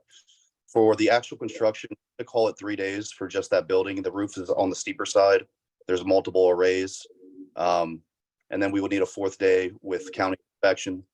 We'll have one of our electricians or technicians there to wait for the inspector. It's usually an 8 to 12 time window. From the time we pass inspection to the time that you go live, it's approximately 2 weeks. Pepco has to install a net meter. It's a bidirectional meter. That's the final part of the process. They will release what's called permit to operate. And that's when the town hall will officially be able to turn on the panel. Everything will be commissioned and ready to go. We're going to install an outside disconnect required by code within 10 feet of the meter. And all that will be required to do once we have authorization to turn the system on is there's a lever on the right-hand side. We flip it on and you'll be producing power within minutes. So I would say 3 days for construction, a 4th day for county inspection, 2 weeks from then for PTO and net meter install to go live. So I think a realistic expectation on timeline for you all would be to be live at the start of August. And in that duration, will the town hall be functional? Yes, you will not lose power. Okay. And just for Matt, when was the roof last constructed or renovated? We actually did some repairs on the roof when the town hall was done. That's what I It's- remember, yeah. It's a new, and actually that's part of why we have these wires here is to. That was 3-4 years ago, right? I think it completed, it was finished in 2019, yeah. Yeah, this is track 2020, I guess. And so Jim, again, last question for the record, when you visited the site, are there any unusual conditions that might pose additional challenges at this site, vis-a-vis others that you've worked at? No. Okay, thank you. Yes, sir. Thank you. Councilor Rovak, do you have any questions? Nope. Thank you. Are there comments or questions from our residents or guests? No, Mr. Mayor. Council, you're prepared to make a motion. Yes, I recommend we approve contract with Celestial Solar Innovations LLC for installation of solar panels on the town hall roof at a cost of $41,450. Is there a second? I heard from Mark. Is there discussion? Hearing none, all those in favor? Aye. All those opposed. Thank you. Congratulations to Celestial Solar Innovations. Thanks, Jim. Thank you. Thanks, Okay. Matt. Thank you all. Have a good night. Thank you. Thank you. The next item is public hearing motion to consider approval of a budget amendment for the reprogramming of $85,000 from unencumbered reserves for the purchase of an electric vehicle at the town hall. Mr. Town Manager. Yeah, so this is just a procedural thing that gives us some flexibility if one becomes available this fiscal year to purchase it. It doesn't change any of our 5-year projections or anything like that. The only caveat I would say is right now our 5-year budget does have it in this year, anticipating we would approve this. So we might have to do a similar thing in July or August. If it doesn't come through between now and the start of next fiscal year. Got it. Okay, thank you. Council President Serpa, do you have any questions? No questions. Councilmember Heller, Nope. Councilmember Kumar, None. Councilmember Rovak. Nope. Are there comments or questions from our residents or guests? No, Council, you prepared to make a motion? Yes, motion to amend the budget to reprogram $85,000 from unencumbered reserves for the purchase of an electric vehicle at the town hall. Is there a second? It was okay. Circa. Is there, I should have given it to you. is there discussion? Hearing none, all those in favor? All those opposed? All right, the next item. So let me just briefly explain this, so. Item, the 9-10 item, it's not really discussion because. The mayor under the charter, and I'll let the county attorney correct me if I'm wrong. So the mayor introduces the budget. That's the mayor's budget. Now, we do it differently here, given that we basically. Pre-approve sort of the proposed budget with the council in advance. But the introduction doesn't require anything except that the mayor submits it. And then the 5-year plan, and the budget eventually has to be approved. Adopted. Which the town attorney, see, we do everything so beautifully and correctly here. So the mayor introduces a budget, which then has to be approved by the council after a process, which includes publication, public hearings, etc. The vehicle to approve the budget is the introduction of an ordinance, because it's adopting the budget and tax rates. So after this item, the introduction, then we will, and the town attorney has ruled that an introduction, our procedures require that an introduction be approved by the council. Correct, Mr. Mayor. So I got all that right. Yes. So basically, and so we don't need, and given the late hour and given all the work everybody's done, we don't really need to discuss the introduction. So I'm introducing the budget, which you will then approve, hopefully. And I'm submitting, it's really submitting the 5-year fiscal plan. So that's done. Now we move to a motion, which we don't have a public hearing on these kind of motions. Just, I know everybody has really learned, they've remembered everything they learned in the orientation, and we were applying everything so beautifully. That's why you're all running unopposed for re-election, because you've done such a great job. Okay, so the next item is to consider introduction of an ordinance adopting the fiscal year 2024 budget and tax rates. And so remember, all you're doing is voting on the introduction. You're not discussing the substance of anything. Can we make a motion? So I will turn it over to, well, yes, council, we can do it this way, right, Ron? So council, you're ready to make a motion? I am. Motion to introduce ordinance adopting the fiscal year 2024 budget and tax rate as presented. Is there a second? Is there discussion? Hearing that, all those in favor? Aye. All those opposed? Okay, thank you. and our 3 budget committee members are on the line with us. as Thank well. you very much. Thank you. Could we say a few words? I just wanted to say very briefly. Does the budget committee chair wish to speak? Yeah. Thank you, Mr. Mayor. Hello, Madam Chair. Hi, I'm hanging in there. You guys have a long meeting. No, this is I- a short meeting. This is a short meeting. The shorter meeting. and- Yeah, Did you wanna say so the anything? budget committee is gonna prepare a full analysis and write-up to explain the budget for the town that will appear in the town journal. So what I would just say is that there's a lot of detail that is behind this one piece of paper, and we would just encourage all of the residents to read the detailed analysis that will be in next month's town journal. Well, excellent. And I know that our budget process, which is of course the most important thing that we do is way better than all of our competition in this part of Montgomery County. Of So course. congratulations to all of you. And thank you, Madam Chair. Yeah, I just. Thank I you wanna all. say- Yeah, I wanna add, I really wanna thank Anne and the budget committee for phenomenal. Oh, work. yes, she's the truly. best budget committee chair in Maryland by far. And I think that I think the council should vote tonight to make her the permanent lifetime chair. Yes, like a lifetime No. comptroller. Yes, I think we should introduce an amendment to the charter to create a town comptroller too.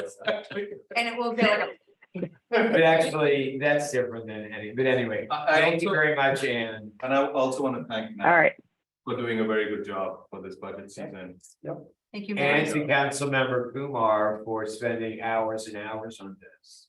And to the other. Yeah, wonderful committee. and the committee. The Yes. committee. Yes, thank you so much. Thank you, Anne. We will now. Thank you move- all. Thank you. We will now move to questions on the manager's report after he makes any additional comments to what he already submitted. No, I think it's pretty much all there, but happy to answer any questions. Okay, thank you, Council President Circa, do you have any questions? Just sort of street light replacement, do you have an anticipated start date? I see sort of the timeline once they get started. Yeah, so I talked to Kyle Shears, I think was his name. So you all had met him. I asked him for a general timeline. So he said he will have complete designs to us by the end of next week. And then it is 7 weeks to get their contractor in place. They said that can happen simultaneously. He said to be conservative, about 11 weeks for the first batch of lights to be installed. So we'll start installation in 11 weeks from now. Oh, okay. And do we Hold on, figure hold out on, what hold the, on, Hold on. oh, sorry. You got you. Okay, thank you. for That's it. clarification. I didn't understand that. I'll give you another question. Yes, one other Okay. question or comment for my colleagues. Just noticed stormwater engineering. We have this new process in place, the contract with subject matter experts. I'm looking forward to seeing what they do, but they are expensive. And I think we will need to take a rapid look at that, after we go through just maybe 2 or 3 permit applications to assess whether there are reductions in other expenses, because maybe we're using Doug less. Do we need to impose some additional stormwater fees? Whatever, I think we'll need to look at it. It's expensive. Do you understand? No, I completely agree. Okay, anything else? That's it. Thank you, Councilor Howard, you have any questions? No, I don't. Thank you, Councilor Kumar. Matt, just to be 100% clear. So 11 weeks from now is for the street lights. So that's in June, mid-June. They will start installing in mid-June, Yes, like hopefully. that's the timeline that They already have the specs yes. from us. They are already ordering the lights. Yeah, And we are ordering all of them at once. we, They are installing them in phases, but we're ordering them at once. yes, yeah, Because we're spending the money. yes, yes. Yeah. Yes. Okay, so they will start mid-June. If they spill into July, we still have placed the order. That's it on their end. Correct, yeah. Okay, and then once they start installing, how long? Okay. Before all the lights are up and updated. It'll take about a week per street, so How many streets do we have? we have, well, I think 14 streets, so. So over 14 weeks. Okay, so another 3 months roughly. Yeah, It will be installed. So that's July, August, September. So by September, October, this year, it will be updated and installed. That's That's it. No, and again, this is all the streets, all the lights, as we, okay, Yes. no gaps in that. yeah. Okay, so that's one thing.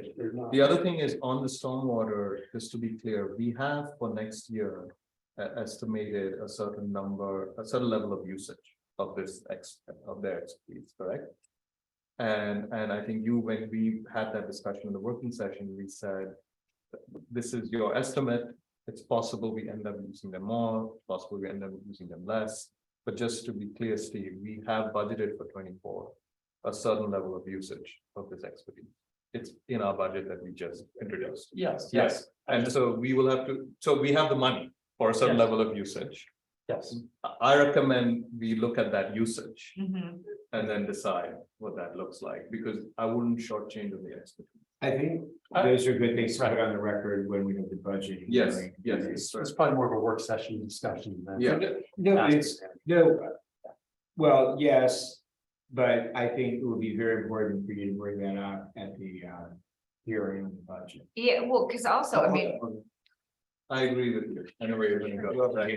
But do you have any other questions? I have a request. I'm sorry for added work, and I can help with this, but it would be good, I think, given we have street lights, we have pool work, we have sidewalk work, to create a calendar of capital projects in play for the next 12 to 15 months, what will happen.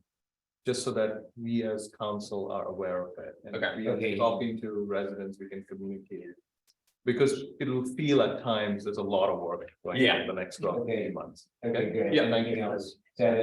Councilor Rowland, sorry, do you have anything? well, I was Question. gonna say that I agree with Kabir because it sounded like what Doug was saying, was there are a lot of houses that are starting to kind of come up. And so I think that we should look at it. But, so did we decide what would the light wattage that was ultimately picked? Yeah, so we did the, we had the survey and it was pretty conclusive. It was about 2 to 1. People preferred the lower wattage options for both straightaways and intersections, which is consistent with what are typically used in Montgomery County, so. Okay, and then, I had some questions, about. From Kumar. So in October, I believe, like we talked about, the numbers on the curbs, painting the numbers on the curbs, and I think that you were gonna get maybe some quotes on that. I don't know if that's stalled. Did the council vote on it? No, I would have we didn't vote for it. I Oh, have you to were check, I'm not sure. But it- I think that it was. Matt Is was it in gonna- the budget though? It is in the budget, yeah. Okay, so that would be information that we need when you go in the budget. Because you might want to change it if it's a different number. So Yeah, I'm glad you brought that up. well, it was in the previous budget. Right, but that was just picked out of the air, the number, right? Yeah. So I think, $5,000. see, this is the beauty of the fact that we have a time period between when it's introduced, when it's approved, so we can refine the number. So I'm glad you brought that up. So in November, we had the code amendment about the house numbers. Was For the the, individuals. was there, I just don't remember, and maybe I dropped the ball, and I don't remember if there was an initiative for the town to proactively paint. No, numbers throughout the town. Sorry if I may interject, we decided to stipulate that residents have to be clear or visible. House numbers. We won't take it up to do it. No, but So we don't need a budget or we don't need to paint the streets with this house number. But that is something that if it's not in the budget, because I don't remember. It's not in the budget. Okay, so that's something that I'm glad you asked that because he can find out the amount and then if you feel it's necessary, you can add it to the budget. But just to be clear, we would have to change You want to change anything? Well, we made a decision in November that we wouldn't be asking the town to pay house numbers. on No, you curbs. didn't. Yeah, we did. We made a decision that would be the residents. But you didn't make a decision that the town wouldn't in the future pay numbers if they wanted to.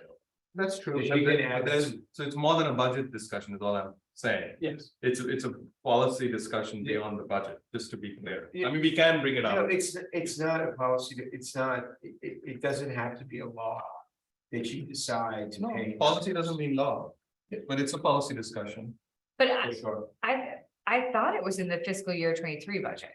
It may have been in this year, Well, but not in the next year. I don't think it was in there. But in any case, it doesn't have to be, the law that was changed is not the decision that the council could make independently to paint those numbers. Okay, Well, that's because you can put the money in, and then then it's a process, to get it vended, you'd have to approve it, and if you didn't approve it, you didn't approve it. But you don't have to have a law, correct, Mr. Town Attorney? Yes, Mr. Mayor. Yeah. We So don't need a it's law, still- but it's still a policy discussion. Because Right, we but- made a policy But, decision.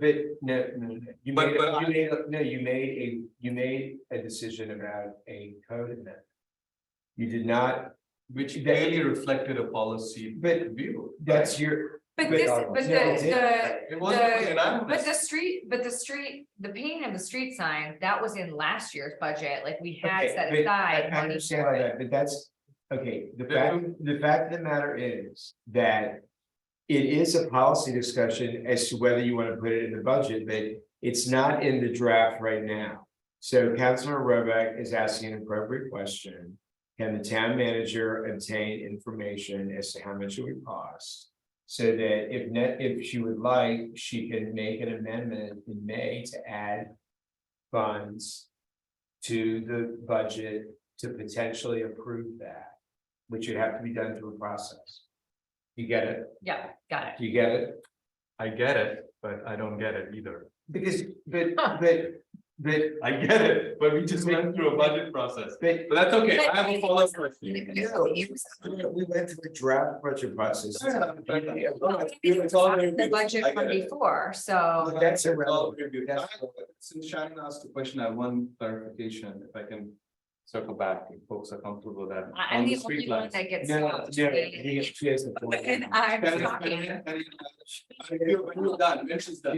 Yeah, you'll get another chance, that second round. You're on the Um, floor. So then, the other questions were based on the ordinance that was passed in January for, the revision of the town code to have the prominent numbers, that were visible. And, Kumar said that he's been looking in the permit application packet, and it doesn't look like any of that has been revised, or it's not posted on the town code yet, and we're just wondering Well, what that needs to. that will get done.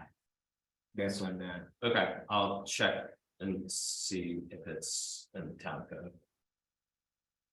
You mean it's in. Yeah. So Matt- it was approved and it just now needs to. Matt will make sure that what you pass is actually implemented into the, all of the. And in the documents. permit application packet. Yeah, whatever is required, yes. Okay, I'm Yeah, done. thank you. Okay, now, no, wait a minute, second round, Council President Circuit. No, I'm fading. Councilor Rinaldi. Maybe. Okay, Councilor. Riled up. You're between now and these people's. I am getting a second win. Maybe they're Amazing. So I just want to clarify, I like Shannon's question about wattage. You said 2 to 1. Lower watt. 50 watt straight away, 100 watt intersections. Okay, great. And what does that mean relative to our current lights? Most of our current lights are 100 watt. So we will be reducing wattage. Yes, And will that reduce visibility? it shouldn't, because the distribution of the light should be better, even though it's not shining as brightly. I don't understand that. The It will light more of an area dimly. yes, that's what, yeah, that's. But also- Well, it's still dimly. Okay, I think the questions are very important and good ones. Let me And- finish though, David. But I think what you should do is have a good answer his question. No, he's answering them. It's all good. And this, when you said 2-1, what were the numbers on that? We had about 35 people, so at, 23, I pulled it up. To give you exact numbers, but it was 23 were for one. 23 were for one, 11 for the other. And if it had been the other, if it had been 23 for the other, we would have gone with 100 watt. That's it's a very low number. So- to decide for the whole. So town. for these, based on our talks with Pepco, what they recommended actually is that. And what they recommend, what is common practice at the straightaways is either the 50 or 70 watt. At the straightaways and either 100 or 150 at intersections.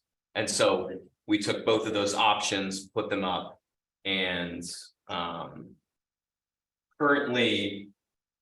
currently almost all of our lights are 100 watts. So the intersection lights will stay 100 watt, the rest of the lights will be 50. But yeah, to answer your question, we went with what Pepco recommended in terms of the two options. And then went with a matter of preference for people. But that's the point I'm making. Of 23 people in town, that's a very low number to decide lights for the entire town. That's what concerns me right now, and especially since we are actually dimming the lights.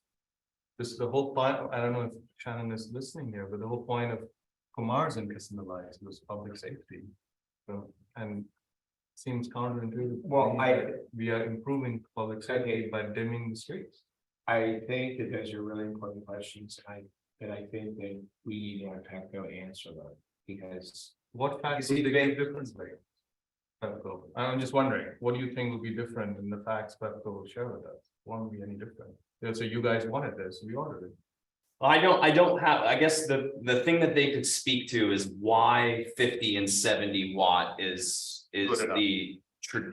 the common practice in straightaway streets. So Okay. why, and whether or not there is, even though it's a wattage difference, and they talk about wattage equivalency. Became unreasonable statement here. No, I mean, I think that's a good point. I think your questions are very important, and I think that we should have another meeting with Pepco so that they're answering us.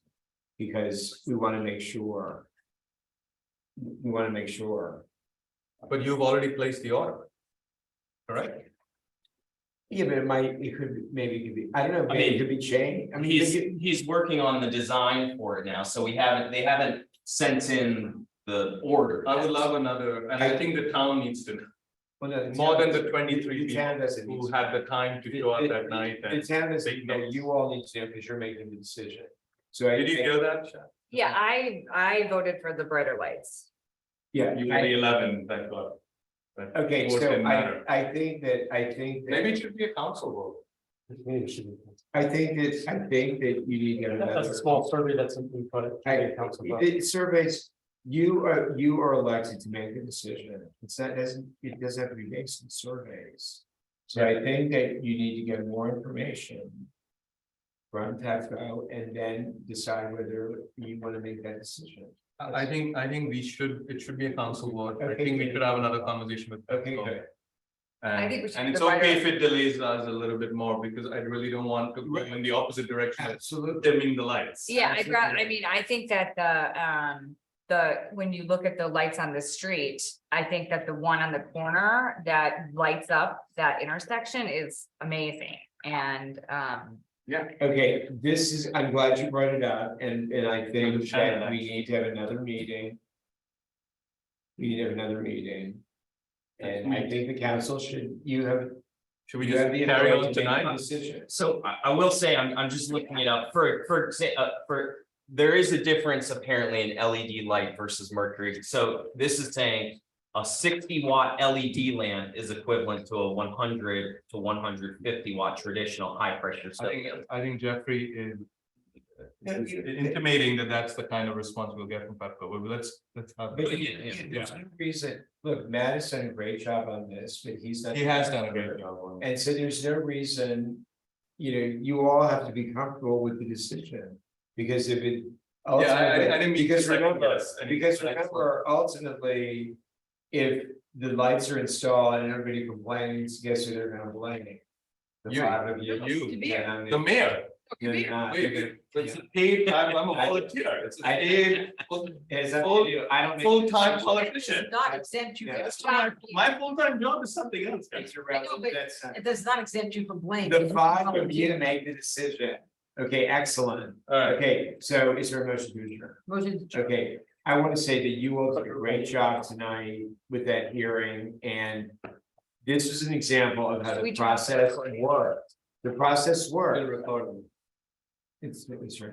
The process worked. It was, and all the questions were good, and the way I think having the podium makes it very. I like the professional. podium.